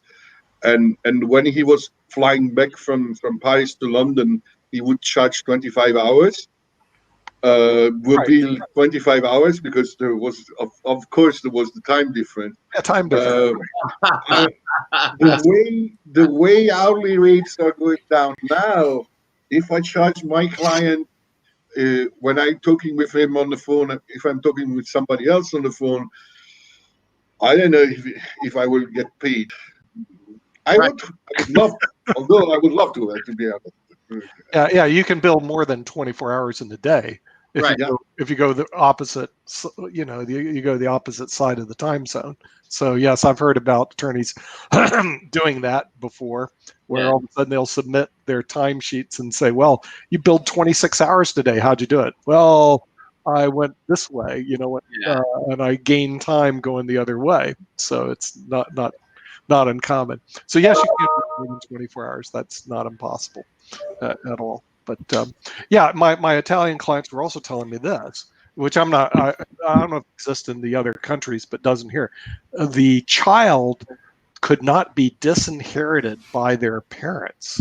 Does that exist, Roberto, in Italy? You cannot disinherit. There's a small spot in Italy where there is still the law of the medieval where only the first child gets the heritage. It's a very small part of Italy, and it's basically the German-speaking part of Italy. And the idea is to try to keep as complete as possible the farms, so that when there is there is the succession, you don't spread and you don't divide farms.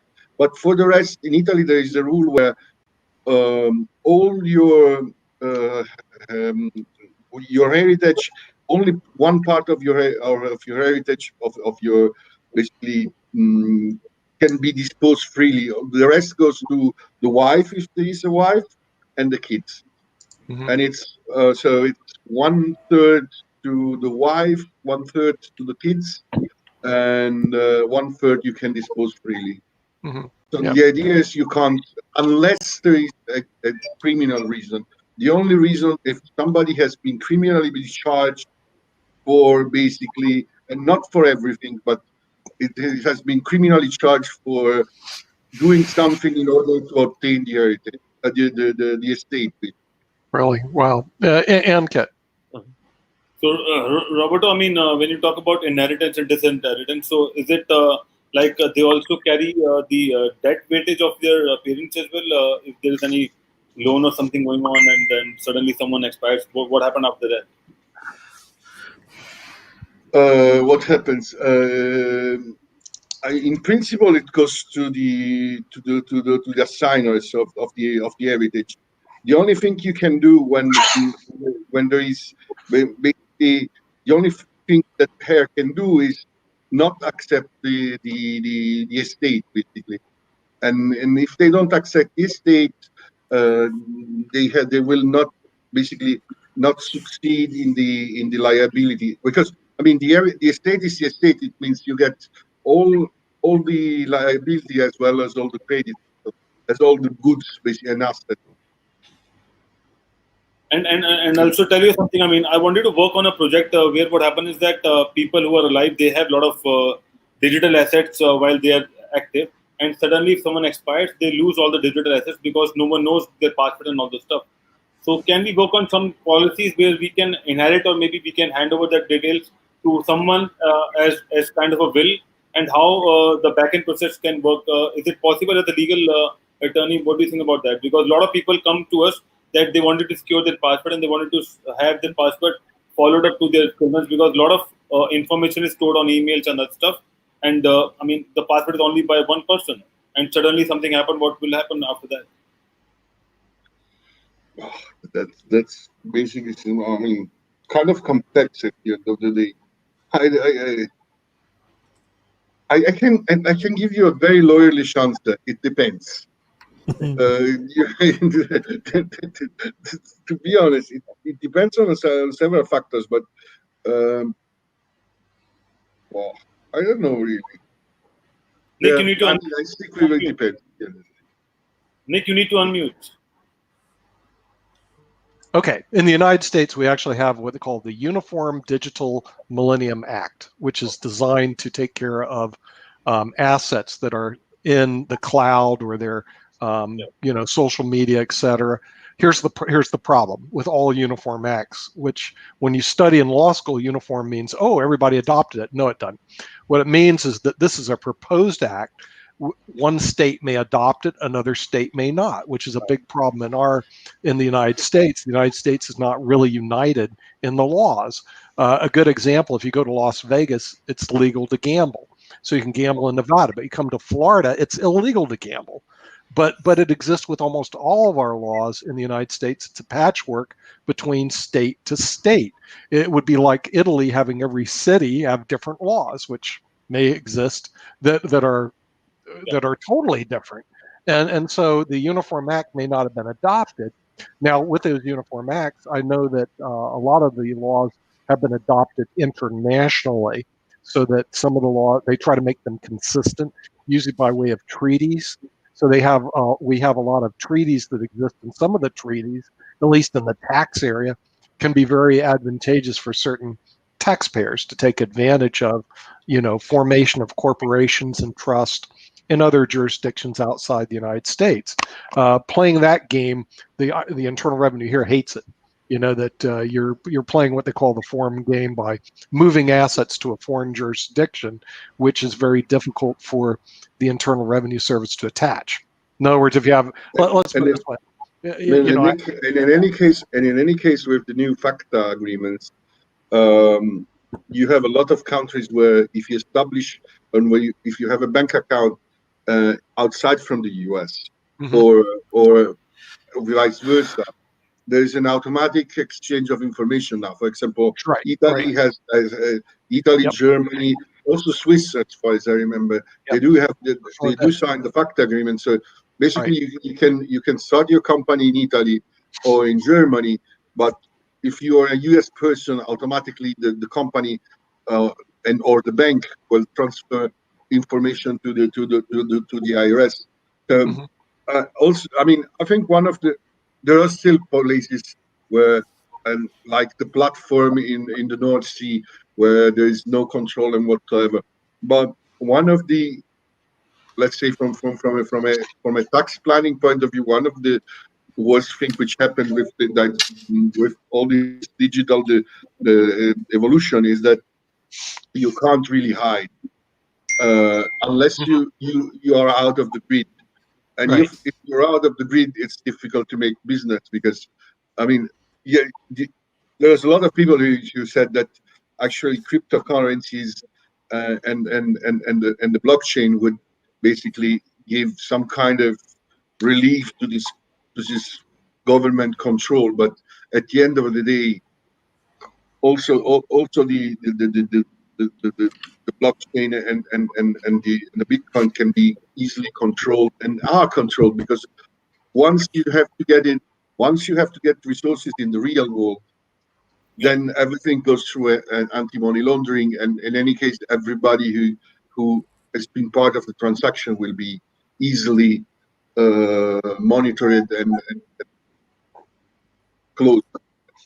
Yeah, and the thing is, and we've seen that also. In other words, Switzerland that used to have bank secrecy laws, and I say used to, now exchange information. And I've actually had some clients because they took advantage of those laws and didn't report. It cost them millions of dollars but they allowed what they call amnesty. If you came clean, pay the money, and we'll let you go. And so I had several of them that we had to do that with, Roberto, because back then the whole deal is you would just drop your money off in Switzerland and go, huh? Come find me. And they could. I'm not disclosing any kind of secret here, but Mhm. the Italian tax, the Italian people who was making tax efficiency, let's call him like them, were so paranoid about of controls and to get caught with the money that they would actually travel to Switzerland and deposit not on an account but on a what's called they would not deposit the money in the in a bank account, but in a what's in a bank box, in a security box. Mm. So that actually you couldn't be traced, your money couldn't be traced by the bank because it was, yes, in a bank, but since the bank has no control on the content of the on the security boxes, they actually the bank had no knowledge of how much money you got in the box. So they were so paranoid that when we shifted to the euro, they had to run to Switzerland and basically change the money. And sometimes, by the way, about heritage, if that person would basically tell the family he had a security box in Switzerland, all this money went lost a lot of time because it was a very great secret. And if you and as Nick said before, since bank secrecy in Switzerland was very strict, if you call the bank and ask, do I have a security box in your bank? They would answer, no, I don't know you. I don't know who you are. Mm. Wow. That's Thank wonderful. So, Roberto, have you thought about, doing some kind of a digital startup on the legal business? Because in legal, it's more about books and it's more about documentation. Is there any startup which is, working on a legal side of the world? Well, Well, we have a startup. I mean, I'm a co-founder of a startup which makes services for M&A, and it's both it can be used both as M&A transactions sourcing and as all services related to M&A. It's called the Closing Club, and Okay. basically the idea is to it's a small network right now because it's only on invite only, and you have only professionals, not basically entrepreneurs or other things, where they can basically propose a possible transaction to each others. And then we have a data room service, an evaluation service, AGS evaluation service. So I mean, one day maybe I mean, there's the CEO who's way better than I to present it. But the idea was to, especially for small transactions, to put professionals into contact in order to basically try to find if I get a lot of, for example, a lot of calls from clients saying, "Do you know somebody who's selling, or do you know somebody who's buying?" And then you start thinking about it. This way, you have a platform which does it for you basically. So, and that's one of the things. In Italy, I don't think the legal tech, the judicial legal tech, work very easily because judgment prediction will be very complex, and we don't have e-discovery, so we don't have discovery. So e-discovery services are maybe not suited for Italy, but I don't. I mean, I think that legal. I mean, the digitalization of legal service in Italy will be very slow at the end of the day. It is a very interesting market, but Italy will very slow, and we have the problem that most of it will be driven in Italian, and so you need, and you know, Italian and Italian law. So it's very different from it's for a US company, although there are a difference between the states, it's easier to adapt because the language is the same and the laws are more or less the same. There are some differences, but they're more or less. We have a different law from France, Germany, and the UK and US, of course, and we have a different language, and also the artificial intelligence has to adapt to a different language, to the different law, and I don't know if we have the amount of information necessary to have an efficient artificial intelligence. And where do you rate Italy as a startup ecosystem? I mean, is it a pro Italy kind of a status where they promote startups, or where do you rate Italy in that? Because if you talk about India, we have a startup policy, but it's not very well implemented. But Steve, we are still working with startup closely, and government also renowned and acknowledge the startups and try to help them out with different. Well, we in Italy we have a very friendly environment for startups. They're still doing a lot we have a lot of provisions, especially for startups. Actually, this was also a good thing because some of the rules for startup company have been also expanded to well-established companies, which makes sometimes the process easier. And we have also incentives, both fiscally and we have a visa. We have a visa program for foreigners who will start a company in Italy. So I have to be honest. It's not we as an Italian we always complain, but the environment is pretty interesting. If you want to start, one of the problems is that you have to face the bureaucracy, and that's something which in Italy is always there, and they can basically change the law as they like it, but as long as you have to fight with the bureaucracy, it will be difficult. But in any case, it can be very interesting to have to start up in Italy, especially in some sectors, for example, food, luxury, or things like this. The kick that you will have by starting in Italy will be very, very interesting.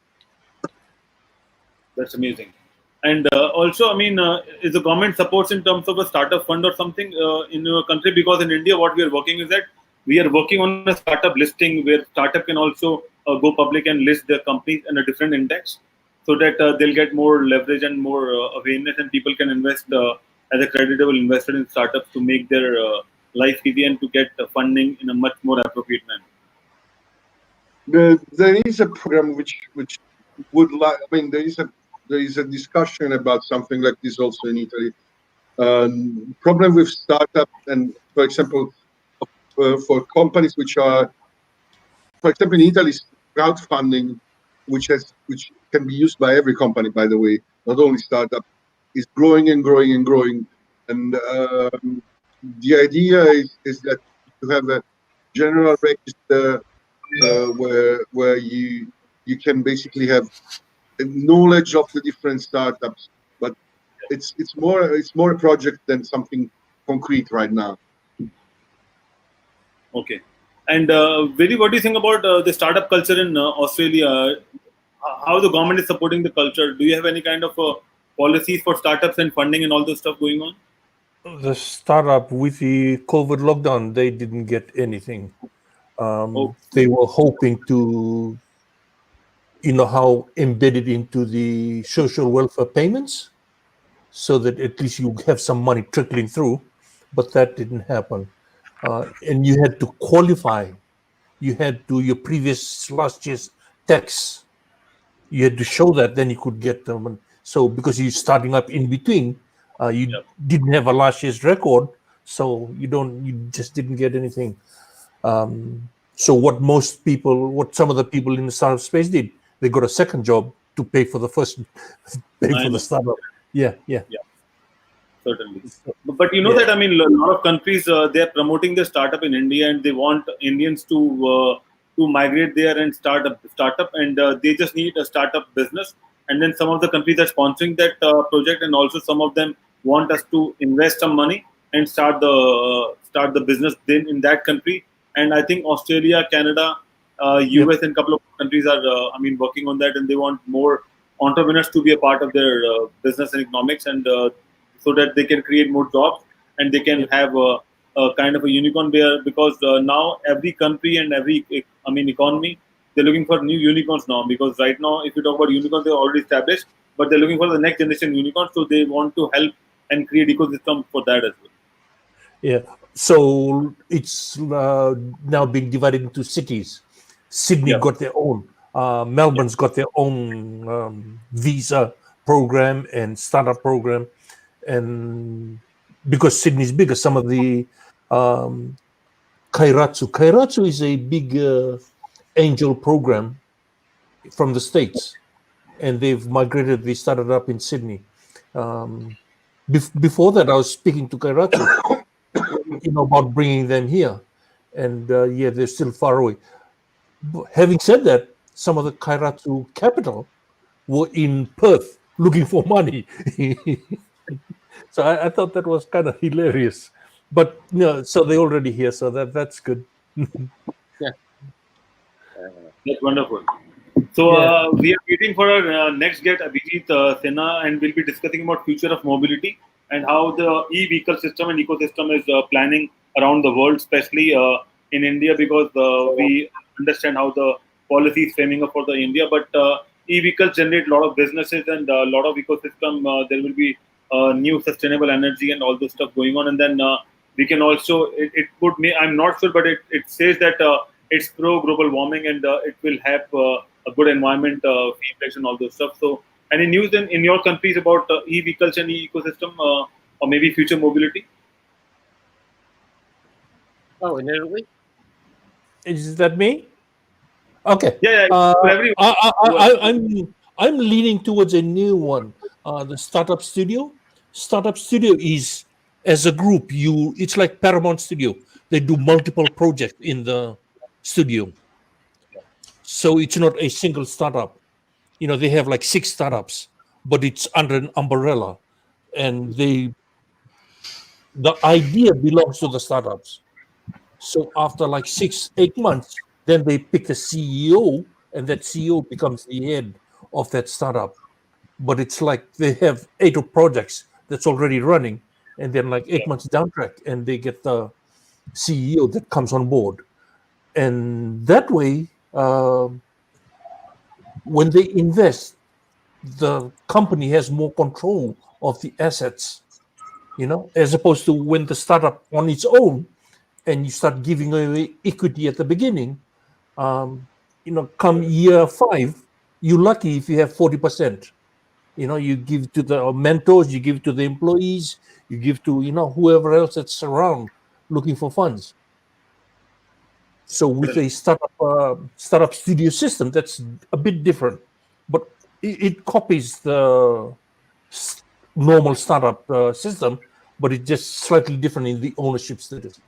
So what I'm doing is I'm doing the startup studio model, but I'm also doing the VC model. I've got them running parallel to each other and running, because it's hard to go to wholesale investors and say, I'm doing a startup studio. The wholesale investor will say, what's that? He doesn't know it. So when I go to the wholesale investor and say, I've got a startup studio, this is an early stage venture capital. Would you like to invest in this? It's an easier sell. It's easy to sell that concept. Whereas if you go to the wholesale, go to the banks and say, I'm doing a startup studio. They said, okay, you sure you're at the right place or you're at the wrong place? Because they haven't heard of it. So they're really kind of not sure what you're doing. Yeah. So we are top of an hour, and I would like to introduce a panelist on IBMTV Startup Wednesday. We have Kimberly Calhoun joining us from Raleigh, and she's the senior executive producer and co-founder at IBMTV. We have Billy Hill joining us from Australia, and he's one of our core committee board of advisors from Australia on IBMTV. We have Sharif joining us from Malaysia, and he's a PhD scholar based out of Malaysia, and he runs the show Sharif School of Economics. And we have our special guest Abhijit Sinha from Delhi, and Abhijit works closely with a lot of companies in India and around the world, and be it smart cities or e-mobility and other stuff. So he's a go-to man in terms of South Asian market. So Abhijit, Would you like to introduce to our viewers about you and how the industry is shaping up, especially in terms of the e-mobility? Abhijit, you need to unmute.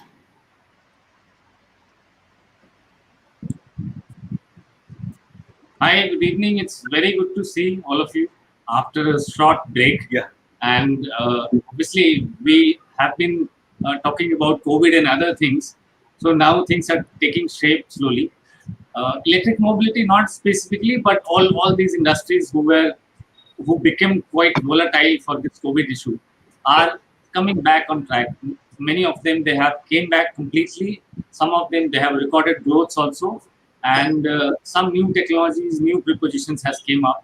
So a lot more things we will be able to discuss today.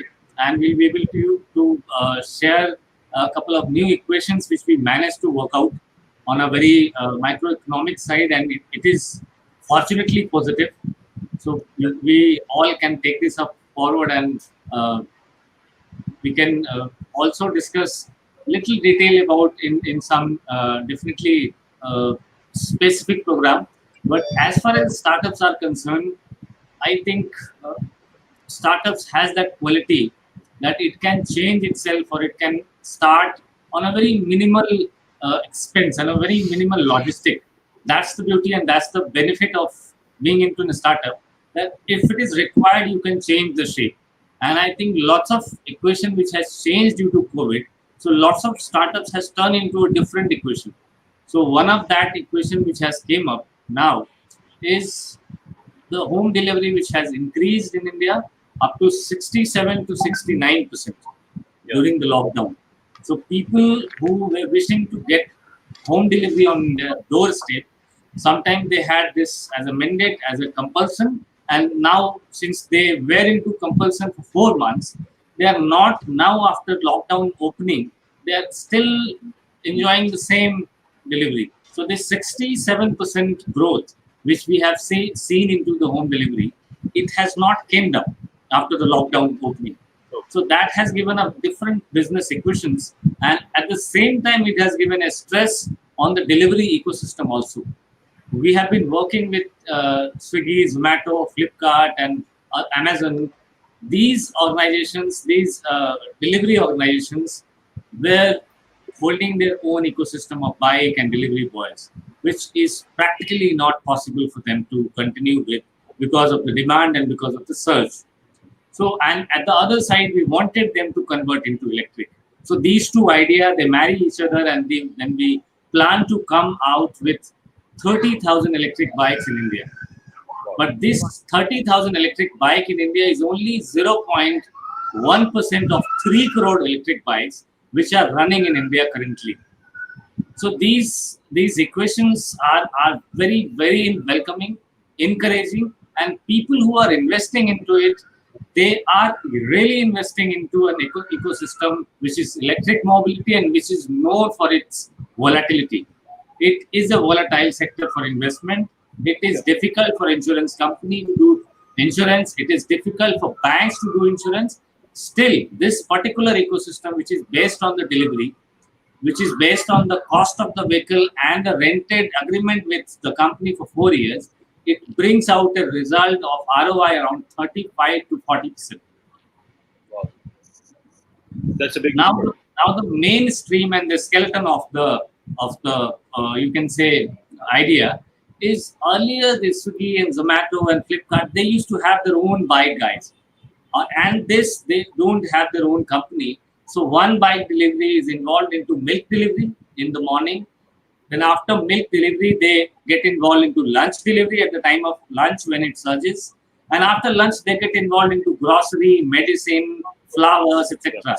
And the same lot of bike is getting engaged in the evening for the dinner delivery. So now the bike is not sitting. It is electric bike. You can go, you can change the battery, you can change the driver, you can run from morning, early in the morning before sunrise till late at night. It is giving more trips, more revenue, and people who are owners, who are partners, they are earning good part of income as the ROI. So over to you. Anything comes up, I'm good to take another session on this or another episode on it. But for now, I think it is something which we all should think about it. Certainly. That's a And good also, idea. I mean, Good for our idea. viewers, we are working on a new show which is called Future Mobility, and hopefully we'll start that show from next Wednesday with Abhijit and team, and we are still working it out and planning the show, what we can do. Because if you talk about future mobility, there are a lot of departments that cover the mobility section. And when Abhijit mentioned about the e-bikes and all those stuff, I mean, because of the deliveries and because I've seen in Australia as well, there are a lot of Uber people, I mean, the Uber drivers, they also deliver a lot of stuff, and they are using gas at this point of time. So the alternative way is to use electric, and that's, I think, much more cheaper and much more, I mean, in terms of ROI, it's much more easy or maybe profitable for the business houses. And also people can easily get those bikes at a cheaper rate because I think we are saving the environment as well. So I would like to know, Abhijit, how we can, I mean, adding up to the environment or making, saving the carbon footprints as well using the electric bike. Absolutely. I totally Abhi- agree with you, Anket, because of the carbon footprint that we're putting. And because it's totally electrical and we got solar power, we can just hook it up and charge it that way. And they have charging stations all over the place. So that's a really good way to do it. Really good way. Really good way. As of now, we are operating in 8 cities of India: Delhi, Wow. Bangalore, Pune, and we are planning to come into 20 more cities. As of now, we have saved around 192,000 kilogram carbon dioxide. Wow. This would have mixed into the environment, which we managed to save. And the second thing, these bikes do not need charging station. They have removable cylindrical batteries. You can Okay. remove it and put it into charging. You don't need to have a long space for bike parking and charging them at night. They can Okay, work okay. 24/7 depending on their driver. So driver may have a shift for 8 hours, 6 hours, but bikes would not have a shift. Bikes can come, they can change the battery, and they can go back on the track. I like cool. that. I love that. That way you're not having to wait for the charging. You can just swap out the charging batteries. Absolutely. How are the do you have training wheels for people like who are not very good on bikes? Are they designed? Do you have a picture of this? I have a picture of this. You want, I can share it. Yes. Sure, please do. Okay. And also, I mean, Abhijit, I mean, when people drive the bike, do they need a special electric vehicle license, or I mean, they can drive the bike on the same license, or is there any other protocol which they need to follow while I mean, working as a e-vehicle driver? Even bike is not requiring registration. We have already spoken to government to exempt the registration because it's a low speed bike. It only goes up to 60 kilometers, 70 kilometers per hour. So even bike is not requiring registration. We have saved the registration for the users. It would have an electronic registration. It would have an GPS registration or the location tracker, but it would not have a number plate which is registered at the RTO. It comes under a low speed bike which does not require because of it cannot hurt anyone. It's very light and smooth bike. I'll show you the picture of the bike. I can't wait to see it. I forgot my manners. It is so good to see you again. It's been too long, way too long. But you've been working really hard, and let's take a look at this magnificent project that you put together. This business. Kim, I think, Kim, you know that this bike doesn't require a number plate, but I think this bike can require a QR code, and people can scan it and do a lot of wonders using the QR code, and that could be printed on the back of the bike. Is my screen visible now? Yes, it's visible. Yeah. Yes. So we are checking the vehicle, especially the bikes, electric vehicle.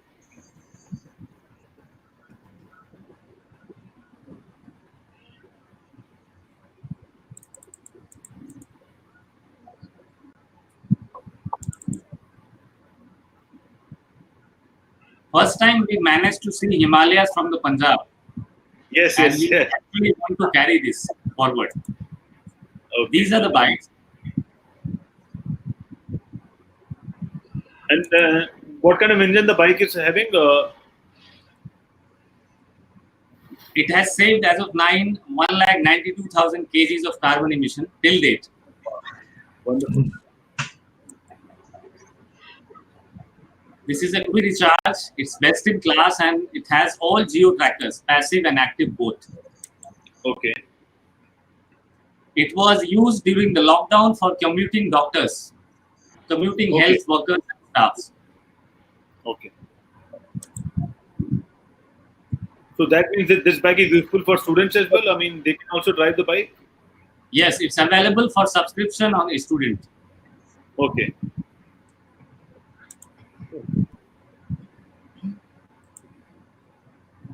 That's nice.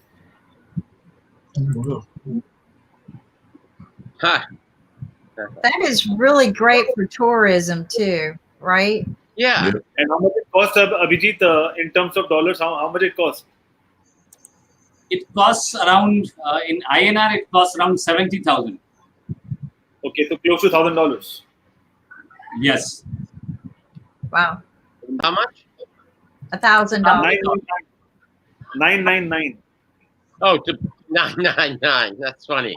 Okay. What, you thought I was going to miss that campaign reference? So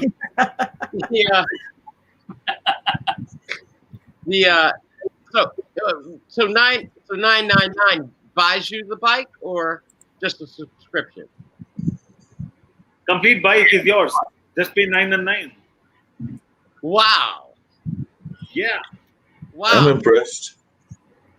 If you want, you can take a rental also by 3,000 rupees per month. Okay, that's almost a pretty good deal too, just to rent. And that is less than $50. 3,000 rupees is less than $50. $50 per month. $49. And how much was that in U.S. terms again for a rental? Once again. So if you want to buy the bike, it's $999, and if you wanted to rent it, it's $49. But the price is only for India. If you wanted to do this in US, we still have to work out the price. I think I'm not sure whether they're planning to export the bike right now. It is coming from. It's not coming from outside India. We are making it in India. Okay. No, but we can export the bike outside India in future as well. Yes, So maybe it is already getting exported. It's already getting exported. Okay. Which countries we are doing export? You said it is already being exported into the U.S. In which parts? Because I can tell you, I'm an avid mass transit person doing buses and other things, and we have rental bikes around North Carolina. But I'm a big time fan of bikes, and definitely have been even considering getting one for myself. So you said that it is being rented in the U.S., or y'all are just looking at that right now?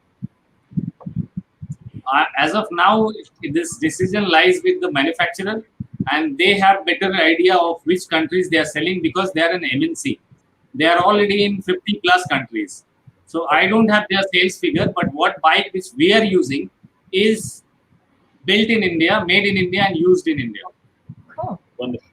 Which is probably the best way to do a lot of things in this day and time to avoid the big shipping costs is to possibly, I always say, buy the licenses to manufacture, right? If somebody invented it, give them that credibility and negotiate with them and make it easy on yourself. Just like buying a patent or borrowing a patent from NASA, they have that ability, but license it, contact them. But this is beautiful. I mean, we're saving the carbon footprint. We're providing what I consider reliable resources to go to and from certain places in local communities. This is not a long trip vehicle, right? This is not at all. what I call the last mile or last 5 mile means of transportation.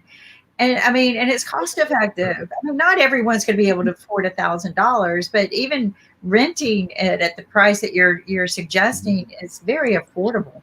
So, this is great. So you've launched already? It's in business? It's in business in 8 cities right now. And it's expanding in 24 cities. Wow. Okay. But Kim, I'm thinking that if I get one of those, I can actually compete with my brother. And Bill, you get a kick out of this as well. He's got a Slingshot Polaris, which I call the Batmobile car because it looks like a Batmobile. But if I have one of those slick bikes, I'll at least be able to have that slick travel that can compete with my brother's slingshot Polaris. Yeah, but actually, you'd be better because you'd be saving the environment. That's right. Electric. I personally would go dust off my old Vespa, but Roberto's left us. So your bike is a million years ahead of Vespa. It's definitely a next step up from the scooters that I have seen in many of the cities, which they are battery operated too. But one of the things that bothered me about the scooters, I know that they're GPS tracked and everything, but people would just leave them laying in the middle of the sidewalks, like there was no protocol being followed, or maybe fines should have been put in place. But, you've been walking down and they wouldn't just like properly stand them up somewhere, or lean them against the bush right there. Now, don't get me wrong. A lot of people follow the protocols, right? They knew how to use them. They use them well. So I like the scooter idea because it's a little bit bigger vehicle to get you a little bit further, and it looked like I had a little carrier on the back. So no, it's way cool. Yeah, very cool. But even coming back to that scooter idea, one of the things that I've always been concerned about with those rental scooters is that, unfortunately, too often they are credit card dependent. And because of that, not everybody is able to have their credit cards with them or things of that nature. So I wish they had some other sort of way that you could access those other than just strictly the credit card. So that's one of the issues that I had with the scooters and the rental scooters that are very popular around all of North America, I would say right around now, but they were definitely before the COVID hit us and coronavirus hit us, because more people are more confined in their houses. But definitely, I agree with you. A lot of times you'll find people that just throw those scooters down wherever they were going to their destination, and they're just there laying on the ground. Sometimes they're even collecting rust, because I've seen them after rainstorms and things. So they're not doing a good job of keeping them up. So I would agree with you on that, Kim. Talk a little bit about that with the scooters. Are they building more parking places to accommodate the scooters because they're smaller? I don't know what India is like, but I know in the U.S. we have parking issues. But certainly you can't put this on the sidewalk. It's a road-made vehicle. But parking places, maintenance programs, things like that. So you talking about parking places basically? Yeah, I mean, are they making accommodations in the country, because this is going to be like more vehicle type? I'll tell you about it. Yeah. You don't need to actually have a parking space for this, and you also do not need to have a very fixed kind of setup for charging. Problem with charging is this: if it is chargeable by a normal voltage ampere connection, which is available at all stores and all places, all houses, then people will still allow you to charge your mobile phone on the asking basis. My mobile battery is down, let me charge. Nobody will ask you money, right? But if you will charge your electric scooter, people will offend. They'll get offended. No, you have to pay, or people will say simply no. Let's not charge at my house or at my parking or at my building or at my shop or anything. So what we have given, the charges which we are planning to give them, is going to tell the unit which is consumed along with the amount which the person needs to pay to the owner of the connection. So it makes the transaction easy.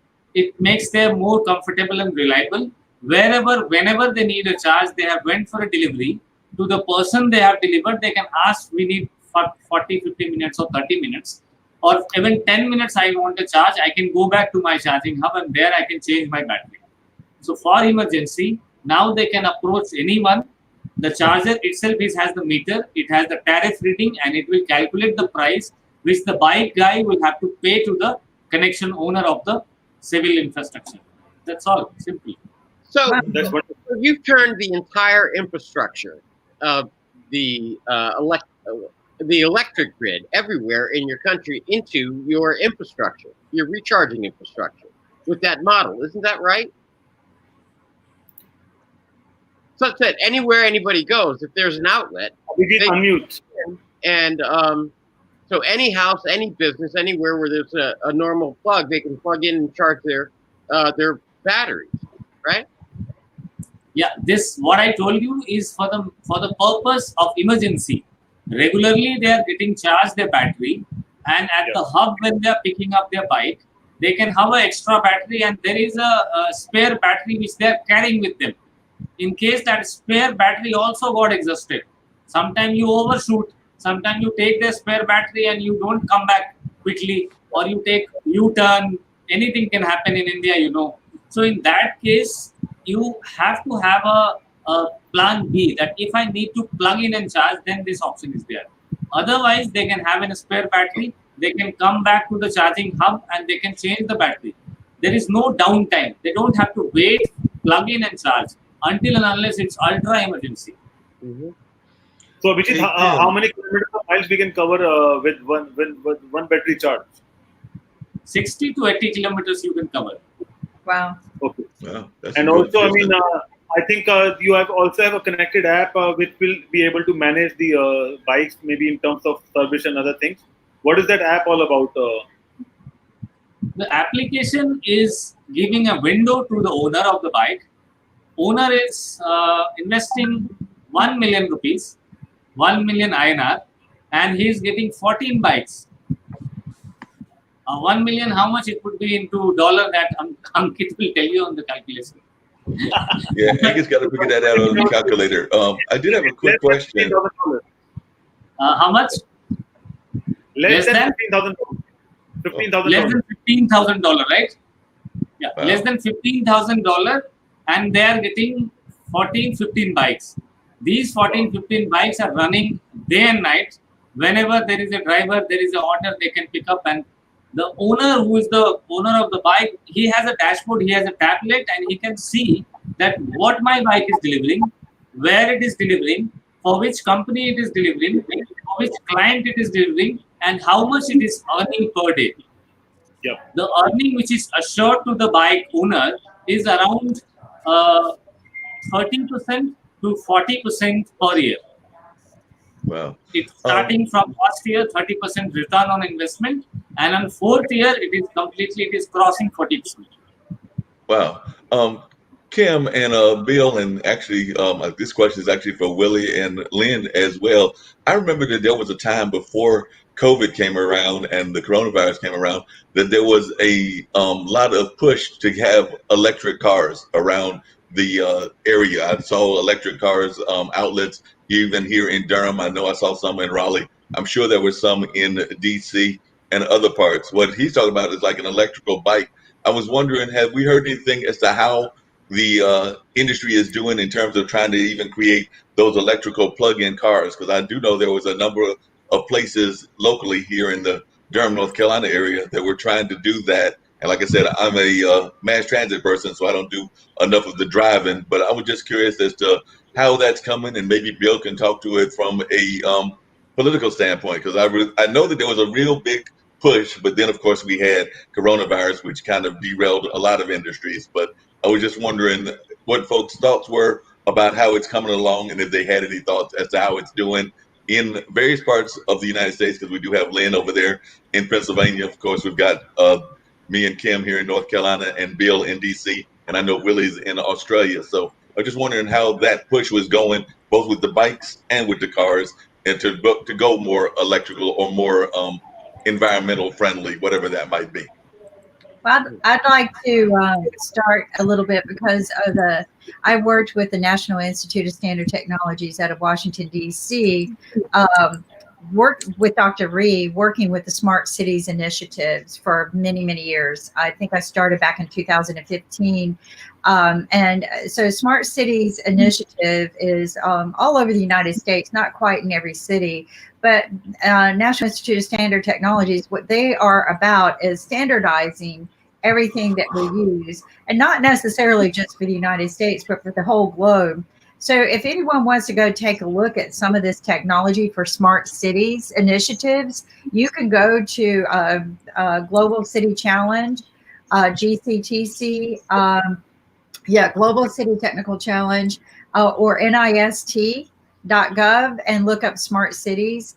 And you're going to see all kinds of information like what Abhijit has brought to us today, not quite as sophisticated and already implemented as a bike. But there was talks, there's always talks about what is that last mile transit, because that's what produces the majority of our pollution. That is what produces the majority of our congestion and traffic, right? So what forms of last mile transportation could we provide in a smart city solution, such as electric buses, electric short buses, mini buses, electric cabs? And what he has proposed and what he has actually gotten to market was something that he was sharing with us a little bit about his smart city initiative. So again, this is a global project, and you can easily go out and look these up. But North Carolina, they chose, so smart cities comes in like sections, right? So your city might choose to work on a portion of the smart city section, and North Carolina was choosing for a greener solution. So they were looking for ways to recycle and things like that. Other cities picked up the smart city transportation. But I know some guys, I'll try to bring them on and introduce them to Abhijit, but they came out with the self-driving electric cabs that would hold up to 6 people, and all just specifically for a that last 5 mile traffic solution. But yeah, I mean, it's there. We have it available to us. It costs money, as Abhijit is probably aware of, and implementing and pushing it out the door. You need a lot of investors. You need a lot of government support, because this isn't something that just, oh yeah, go ahead and build any kind of vehicle and put it out there. No, you're going to have to get some of these road approved, traffic approved. But definitely, if you want to get interested, and I have a question for Abhijit, but I know this was directed to Bill and the rest of the panelists as well. Bill? Oh, no, Kimberly. I defer to you this time because you are the wealth of knowledge. All I can talk about is that here in D.C., they do have special spots for the cars to park. And the electric vehicles, they do have charging stations. But that's about the extent of my knowledge, other than my interest as a lawyer in all the potential personal injury suits that could result in this ruling. So, on this one, I'm completely useless. Not really, because that is a big insight, you know, the liabilities of everything. Willie, what is it like in Australia? I'm not too familiar with the electric. The previous one we had was just the normal bikes, and that got shut down really fast because people were just leaving them all over the place, and it was becoming a menace. And some of them, they even had a barge, because we've got a river in the middle of Melbourne, and people were just chucking the bikes into the river. We got a really bad rap from that. Wow. And they had a barge that would have to. It's more worst. Yeah, that was really bad. So, let me, if I can jump in and just make a comment. Absolutely. And I've said this once before, and some of it's anecdotal, but I think, Kimberly, you agreed with what I said, that people don't seem to understand the environmental impact that batteries have, which is very negative. And the batteries, even though they're being built to last longer and longer, still have to be replaced, which means more pollution of the environment because of the batteries. But then to be able to operate the electric cars, you need electricity. And approximately 40% of our electricity, at least here in the States, is produced by coal, which also is environmentally a problem.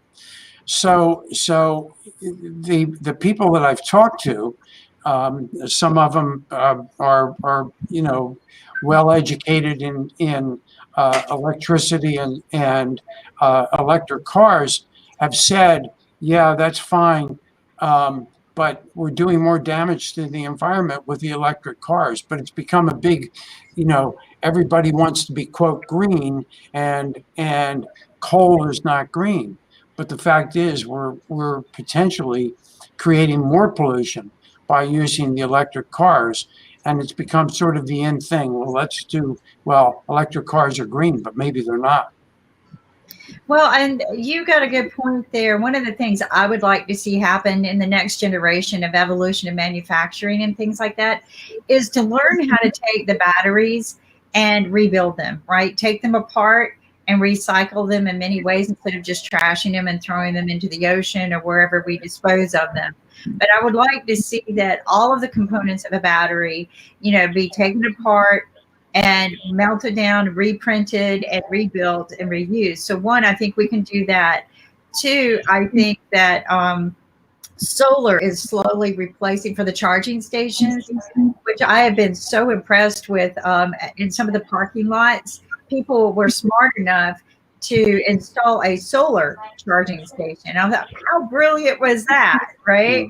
So not everybody's doing that. Like, you're saying a lot of our electricity is produced here in the United States. We're still using coal, which is very shocking to me that we still do that when we have so many alternatives, wind, solar.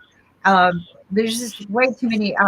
Nuclear kind of scares me, and I'm kind of glad we're slowly closing some of those down. But, I think what Abhijit is talking about too is utilizing solar charging stations, and that could be a business in itself, is installing these solar charging stations for instance, having the charged batteries in there that you can swap out already, right? So that you're not having to charge up the bike.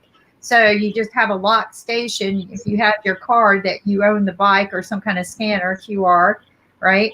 You scan and say, I want to swap the batteries. You got to make sure you put that battery back in there to prevent theft. So, but I agree with you. We got to stop, and think about how do we continue protecting the footprint that we're leaving behind, because batteries isn't just the end all solution. So many people just throw them away, and that's not good.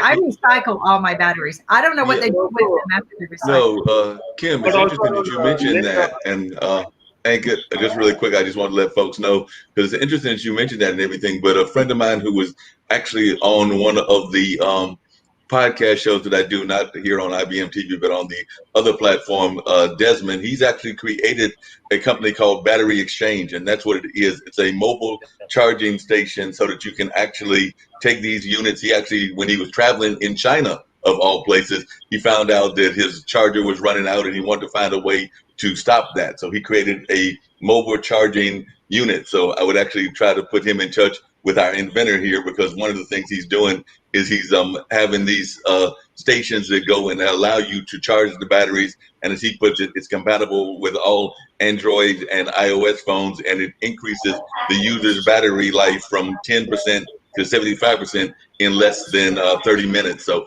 he's actually got this company and everything. So I definitely need to put him in touch with our inventor here. And I also need to have an opportunity to have him on one of our streaming shows. Like I said, this was an interview that I did before joining the IBM family, but I know he's definitely out there marketing and getting his stuff out there. So that's a thing that's going on. Yeah, I think that's a wonderful idea. When Lynn talked about the battery issue, I think we can sort it out, and that could be one of the business opportunities we have, because when you talk about batteries which we use in toys, basically, that is also battery which is dangerous and we don't recycle it. And in India, there are a lot of microfinance, not finance firm, but there are a lot of micro firms basically who work on the batteries and try to rework the batteries in a different manner altogether. And I think that could be a new business solution, because if you can't stop electric things to be manufactured in future, I mean, that's what we are looking for, alternative energy, and solar and electric is something which is coming up. But if you have, if we have a problem with recycling and all those stuff, I think we can have more companies who can work it out and make sure that we recycle in such a manner so it won't affect the environment. Because when we use electric things, it's like we are saving, or we are, doing a lot of carbon footprint saving as well. So that's what we can do. And it's top of an hour. I would like to introduce all our panelists right now. We have Kimberly Calhoun joining us from North Carolina, USA. We have Bill President, our Vice Scout correspondent based out of Washington, D.C. We have Billy Heath joining us from Australia, and Billy works closely with the startup ecosystem in Australia. And then we have Abhijit Sinha joining us from India. And Abhijit works closely with smart cities and e-mobility around India. We have Mark Lee, who does our radio show with Mark on Mondays and followed by multiple shows on IBMTV. We have our sponsor, Lynn Shepherd from Family to Dollar Store. And Lynn supports us in all the ways he can and makes sure that we do the right way and focus on financial literacy most of the time. And then we have Ketul Shah. And Ketul is our fintech expert based out of US. So that's the team right now. But before we start, I would like to showcase the Peace video, what we are doing on a Peace Day, which is happening on Monday, so that we can discuss on that as well. So this is the video we have.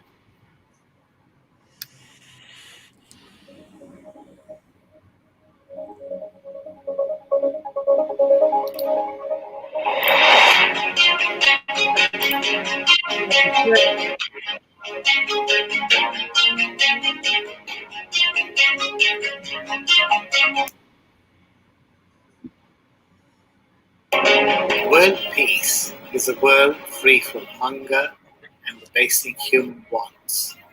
Peace is the highest goal of our species, so that we can live together in enduring, loving relationships without war and violence and the exercise of unrighteous dominion over others. IBMTV, thank you for celebrating the International Day of Peace. Peace means serenity to me. When I love myself more, I can love others better. Today, it's about co-parenting. Have a great day. Peace for us begins with a smile. Peace is its own reward. Peace is the ability to see the positive side of every experience and realize that no matter what happens, it helps you grow to become the best version of you.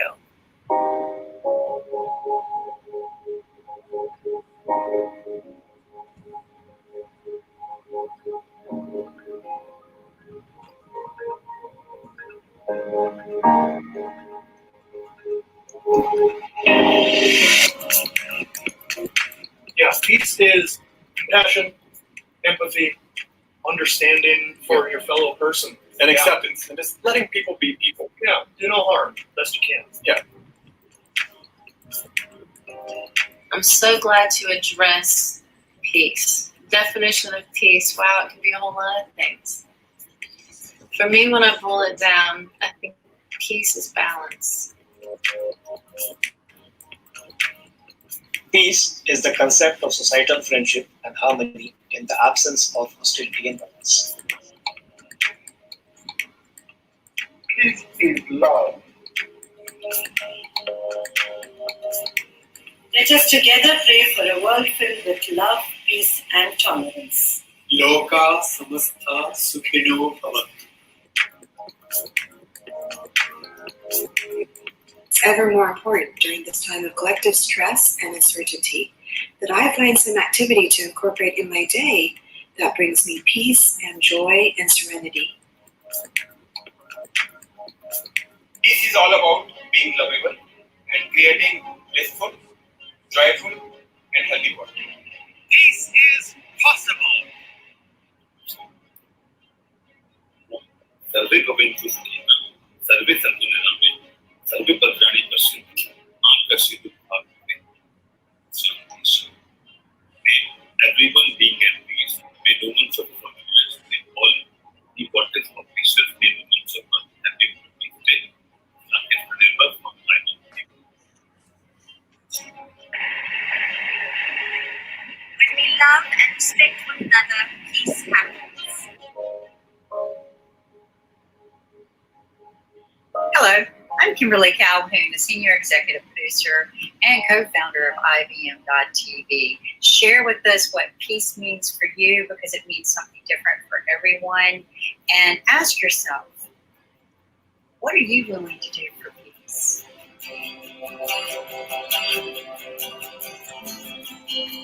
For me, this is a day of reflection, outreach, and mutual support as we think of and act in ways that we can build a better tomorrow. I just wanted to say that I am a big proponent of world peace, and I think that we need more of that in society. Peace is a world where everyone loves each other for who they are and what they can be.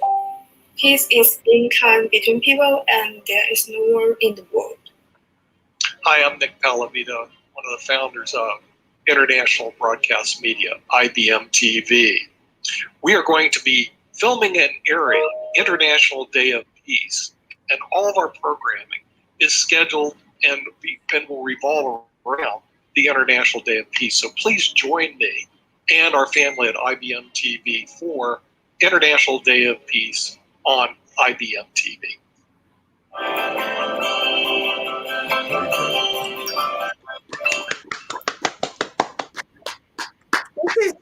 This is such an honor to be able to be part of this, because I feel like IBM TV is unified for the solutions for world peace, and to bring quality of life. That's been the mission, to unite us all, to share facts, not fear, solutions for quality of life, solutions for a better tomorrow. And sometimes it begins today and with each of us personally. So thank you so much for sharing that, Ankit. We've got a great team. Yeah. I want but people. Kim, you know that, I mean, Go ahead. Kim, we're doing the peace show on 21st September, and I would like to invite Abhijit, Lynn, Ketul, Willie, Mark, and all our team to join us. And then also, if Abhijit, Willie, Lynn, and Ketul have time, they can still share their videos, and we can play that video on the Peace Day. And we are starting. We are doing our program from 8 a.m. EST till 9 p.m. EST. So it's like a 13-hour show going on. And we have some people, some known people who will be joining us. And some of the names, Kim, you would like to mention the names? So, Stevie Wonder, Michael Douglas, Ringo Starr, Leonardo DiCaprio. I think Vivian melted when she heard about that. But just some, Yoko from who married John Lennon. A lot of people who have always taken things, this world serious, right? They became big celebrities and decided they wanted to do more with their lives. I think you call it philanthropist.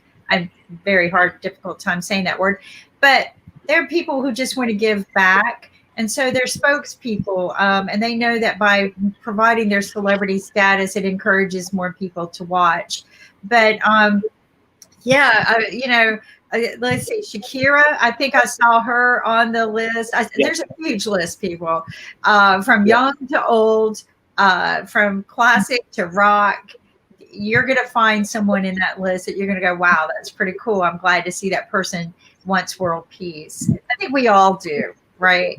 And I hope I have all of you and see all of you join us on that day. Dial in, say hi, bring your family, bring your children, put up a world peace poster, make one that looks nicer than mine. Or, Ankit and I, we've been flying airplanes with world peace on it. There you go, Ankit. Well, Kimberly, isn't that because we are the exclusive television network, the worldwide television network that's going to be broadcasting? Do I have that correctly? Yes, you do. We are the exclusive broadcaster for what they have put together. United Nations started this over 40 years ago. And the team that has been broadcasting it, with COVID and everything, we're struggling to get the network accesses, struggling to get Times Square. And they saw us and they go, wow, this is a perfect, because we're already connected all the way around the world. And so, also, Kim, that, they saw us because we are the truly world broadcast, and we have people around the world. Right now, also, we have people from different countries sitting and discussing.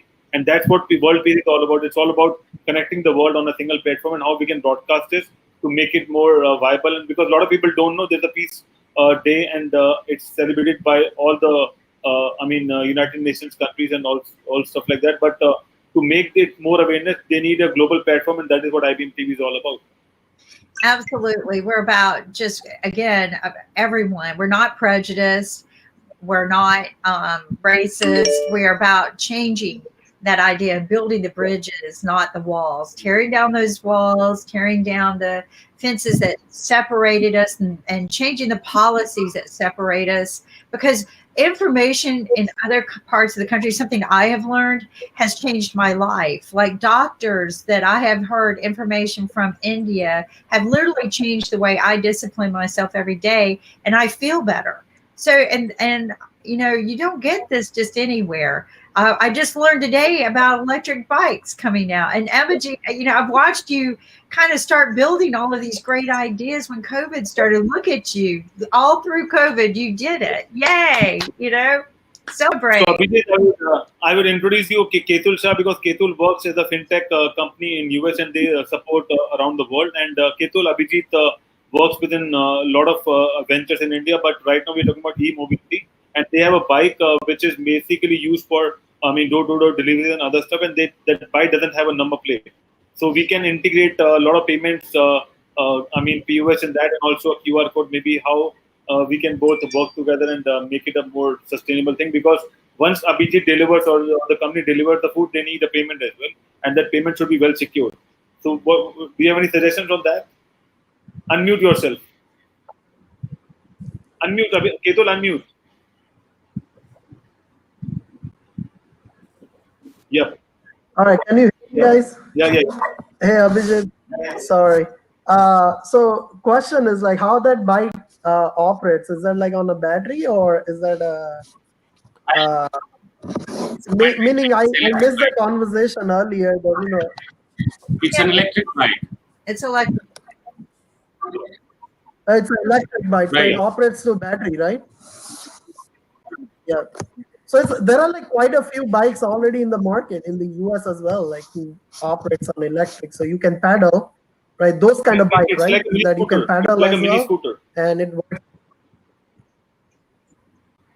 Oh, okay. It's an okay. So there's a different concept. Like when we say bike, it's like that bicycle that we talk about in the US, but it's in bike is in like a motorcycle in the India.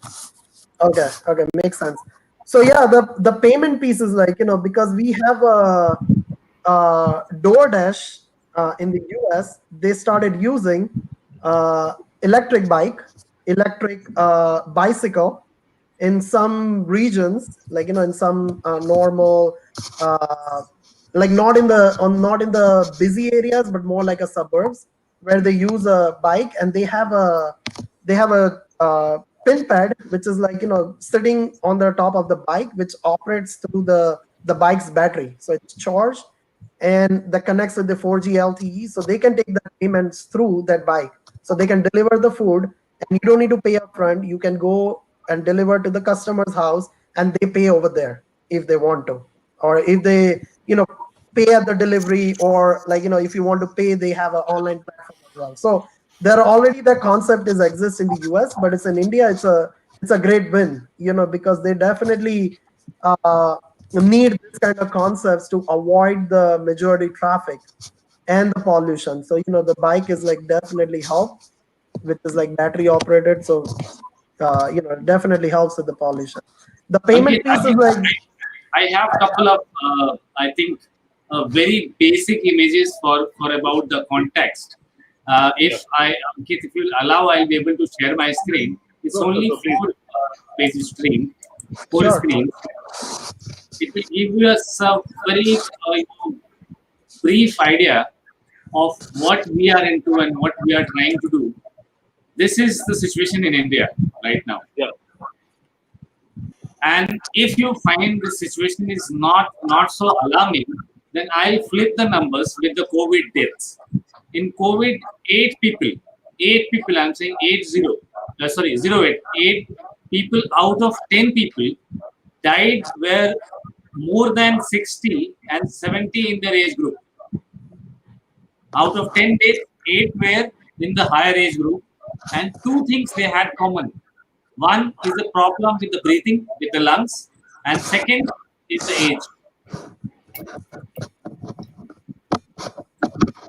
So this is the scenario. If these numbers are not scaring us, then I think COVID death numbers will give us more insight or the threat.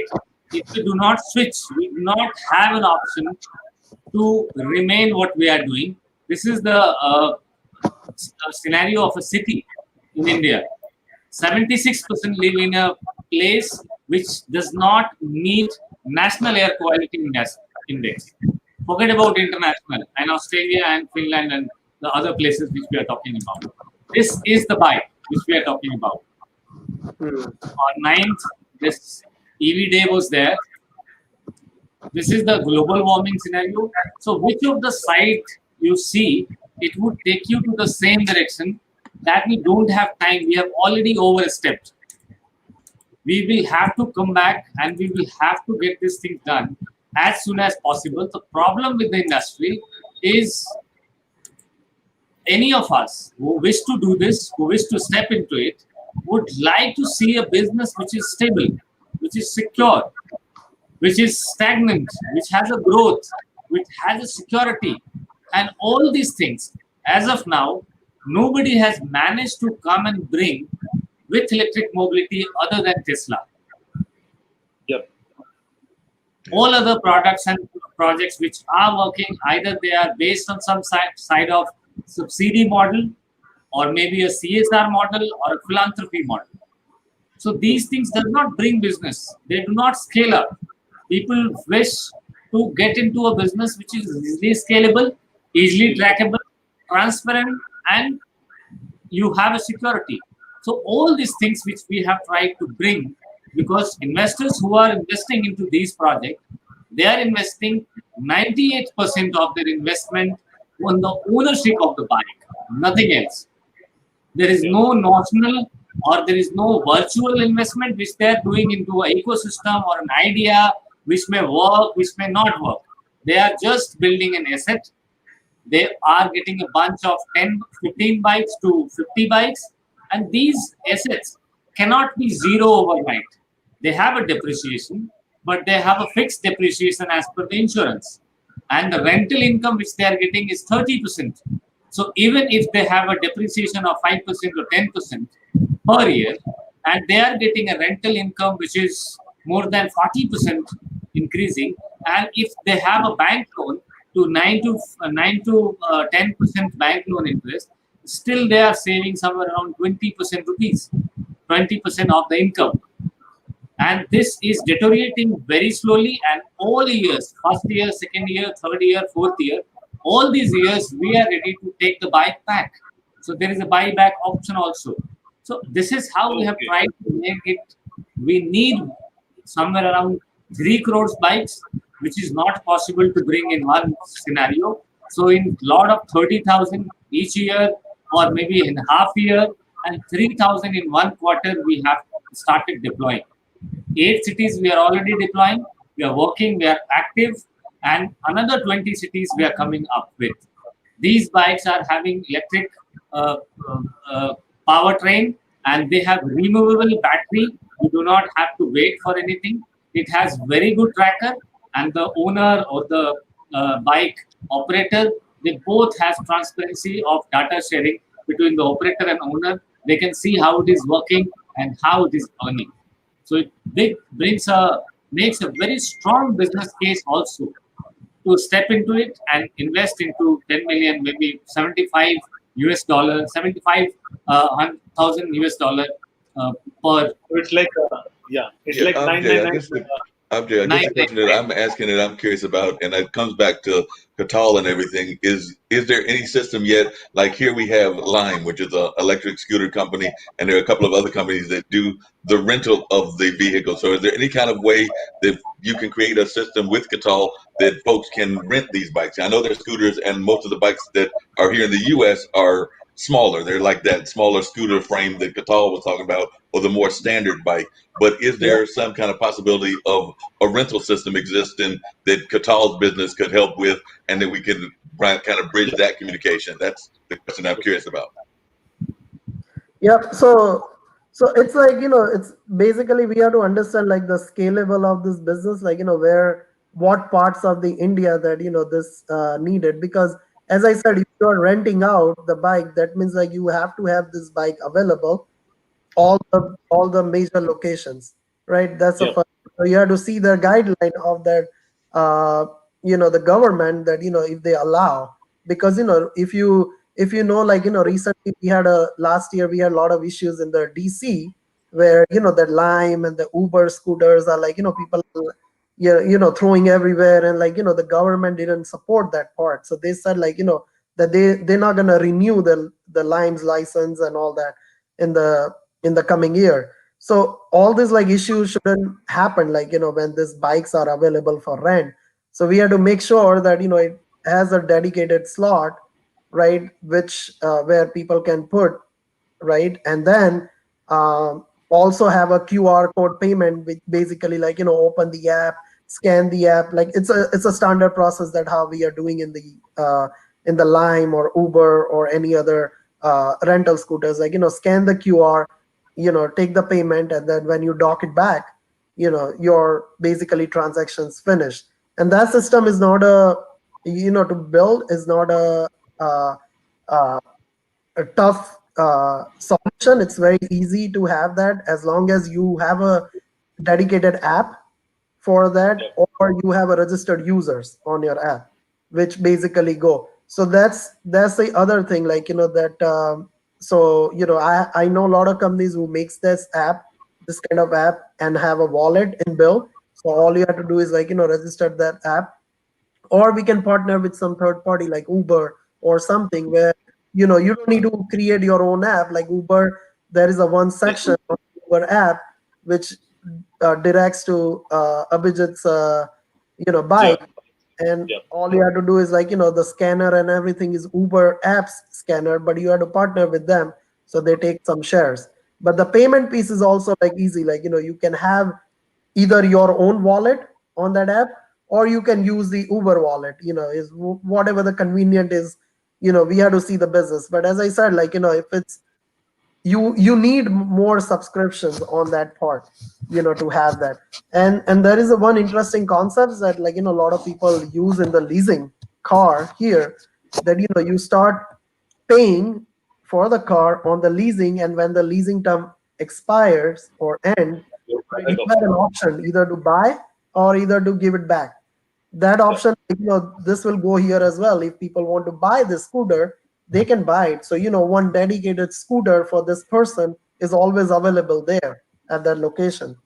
That's how a lot of people are marketing these days. Like, that your scooter number is like 14, which is like standing on this corner. You can drive, and that is dedicated for you because you need that rental scooter every day, right? Or there are people like who doesn't need every day, like it's like a once in a blue moon kind of thing. Then you have your other scooters which are not dedicated for those people. So that way, like, you can sell the scooters as well, or e-bikes. Also, you can rent it out, or you have dedicated people who can use it. So payment piece is like very but I think the government guideline is most important right in this area. I'm not sure how India is tackling that part, but in the US is bit challenging.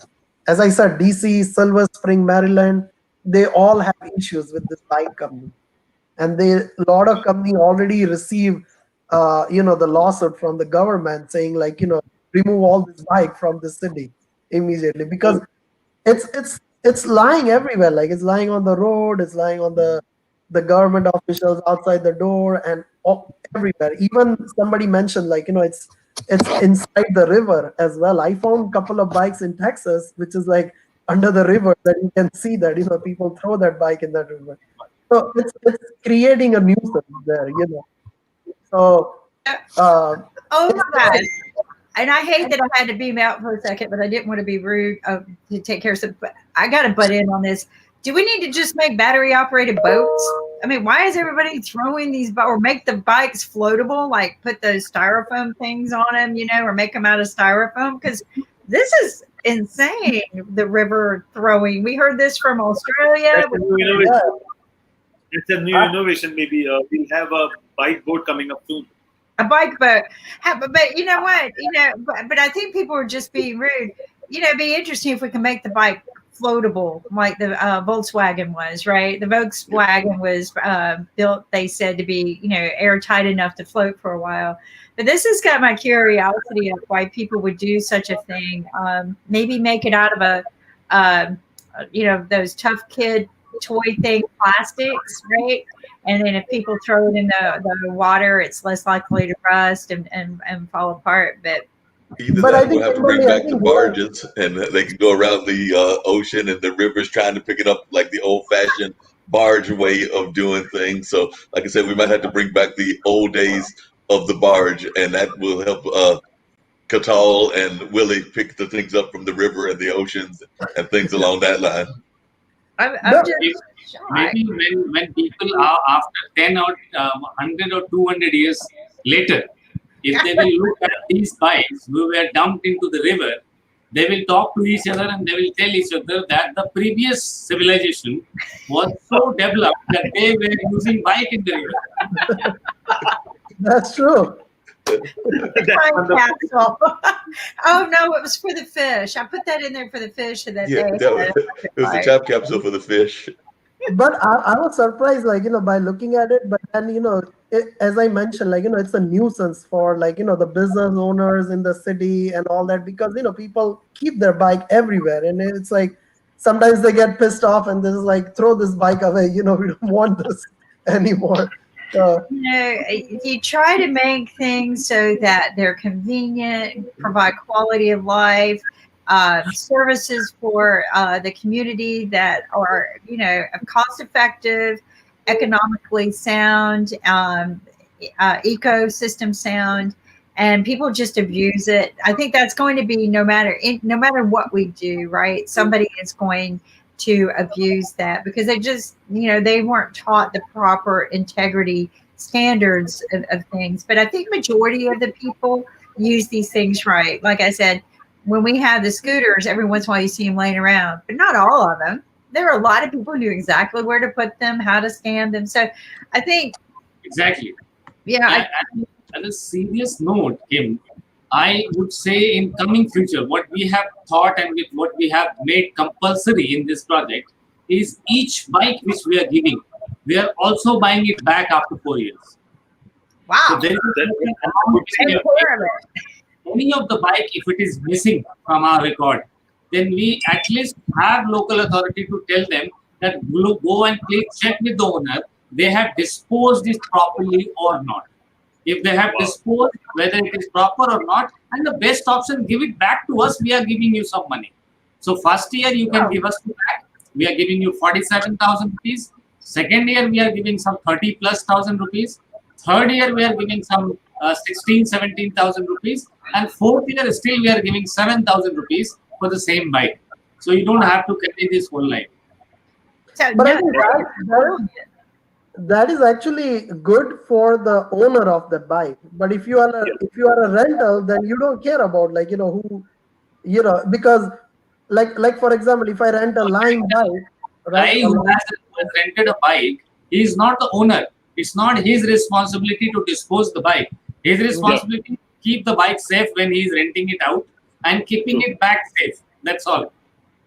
Yeah, but as I mentioned right here in the Paris, right, I took the Lime bike, right, and then they had a dedicated area that you can leave there, right? So I left it there, but at that time there's somebody's house right there, so the area is dedicated, but I'm not sure how that owner is pissed off or not, and I don't know what they're gonna do with their bike because technically he doesn't care about their bike, and if he sees bike every day in front of his house or the door, he's gonna be like, I'm sure he must be getting a rent out of it. But maybe getting something out of it, yeah. Maybe he's getting some money out of it. Maybe just leave it. Must be getting a rent. If he's not getting a rent, he can complain to the local authority, and it's an authority matter whether they are happy with the law or not. If they are not, they can charge a rent or they can ask to shut down.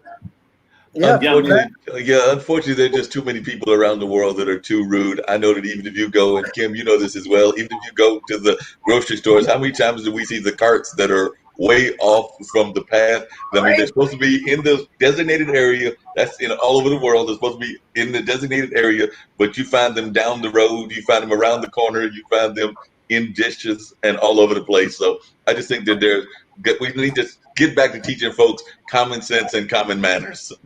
Yeah. Well, and just, you know what, I like this idea though, reward people for maintaining and taking good care of the bikes, kind of like, you know, returning your bottle from milk, right? And you get some deposit back from returning the bottle so that they can reuse the bottle. You know, you take very good care of your bike, your return on it, maybe you can exchange it for a newer one, right? And get a discount, which, I think that this is a very positive way of encouraging people to take good care of their things. But we know there's just going to be that handful that doesn't. And but the thing is that I think the more people who are encouraged to do this with positive influence, the more it's going to grow. And I love the idea. I mean, I'm not much of a bike person. I'm looking for when you get the little bubble, but yours is pretty easy because it looks more like a tricycle to me, like it's got two wheels type thing. So I can get on it and ride it. This is cool. Yep. So I think people need to leave for the day. I think, yeah. The other call. Thank you guys. Connect with you separately. We'll talk more about it. I think you can be a part of it and you can be a value for us. Yes, payments. Definitely, yeah. Finance guy.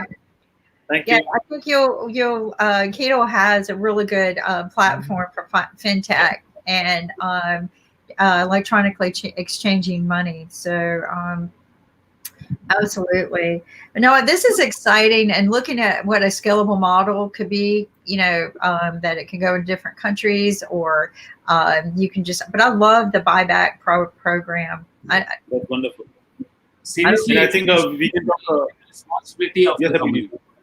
It's not a individual responsibility, and neither one person is equipped and free that he will go with the bike, he will dispose, or he will bury it somewhere. It's an institutional responsibility. The individual who is either an owner or the renting guy, they should have an option that if I want to return, I just have to make a call. They will come, they will pick my bike, they will pay me, and they will take it to the right place. We are expecting too much from people that somebody who is not even buying a bike, after 4 years of using, after taking threefold of the investment, he will still care for the bike. He will throw it somewhere in the river. So that's wonderful, I think. And Abhijit, we can talk more about that on our new show, which is coming soon on Wednesdays, before our regular Startup Wednesdays show. And that show is all about future mobility and what are the ecosystem which we can plan, and also what kind of countries looking for those e-vehicles and all those stuff. So we can talk more about that.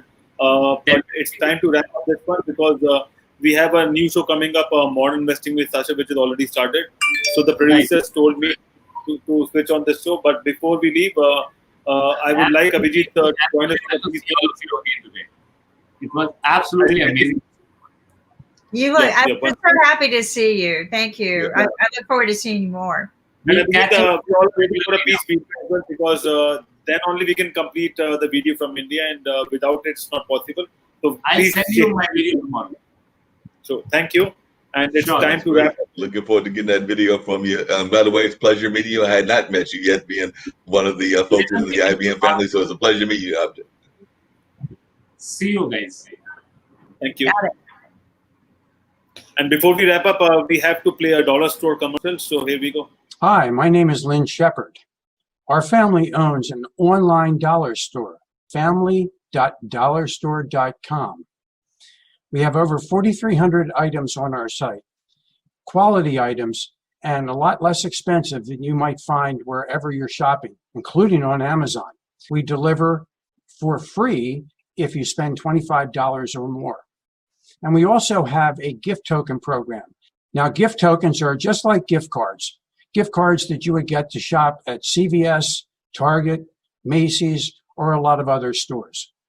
And when you sign up to become a customer, you immediately get $5 worth of gift tokens to be able to use before you even make your very first purchase.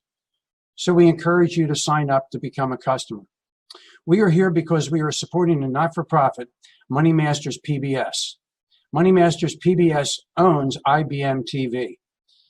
Now, the mission of Money Masters PBS is to narrow the gap between poverty and financial sustainability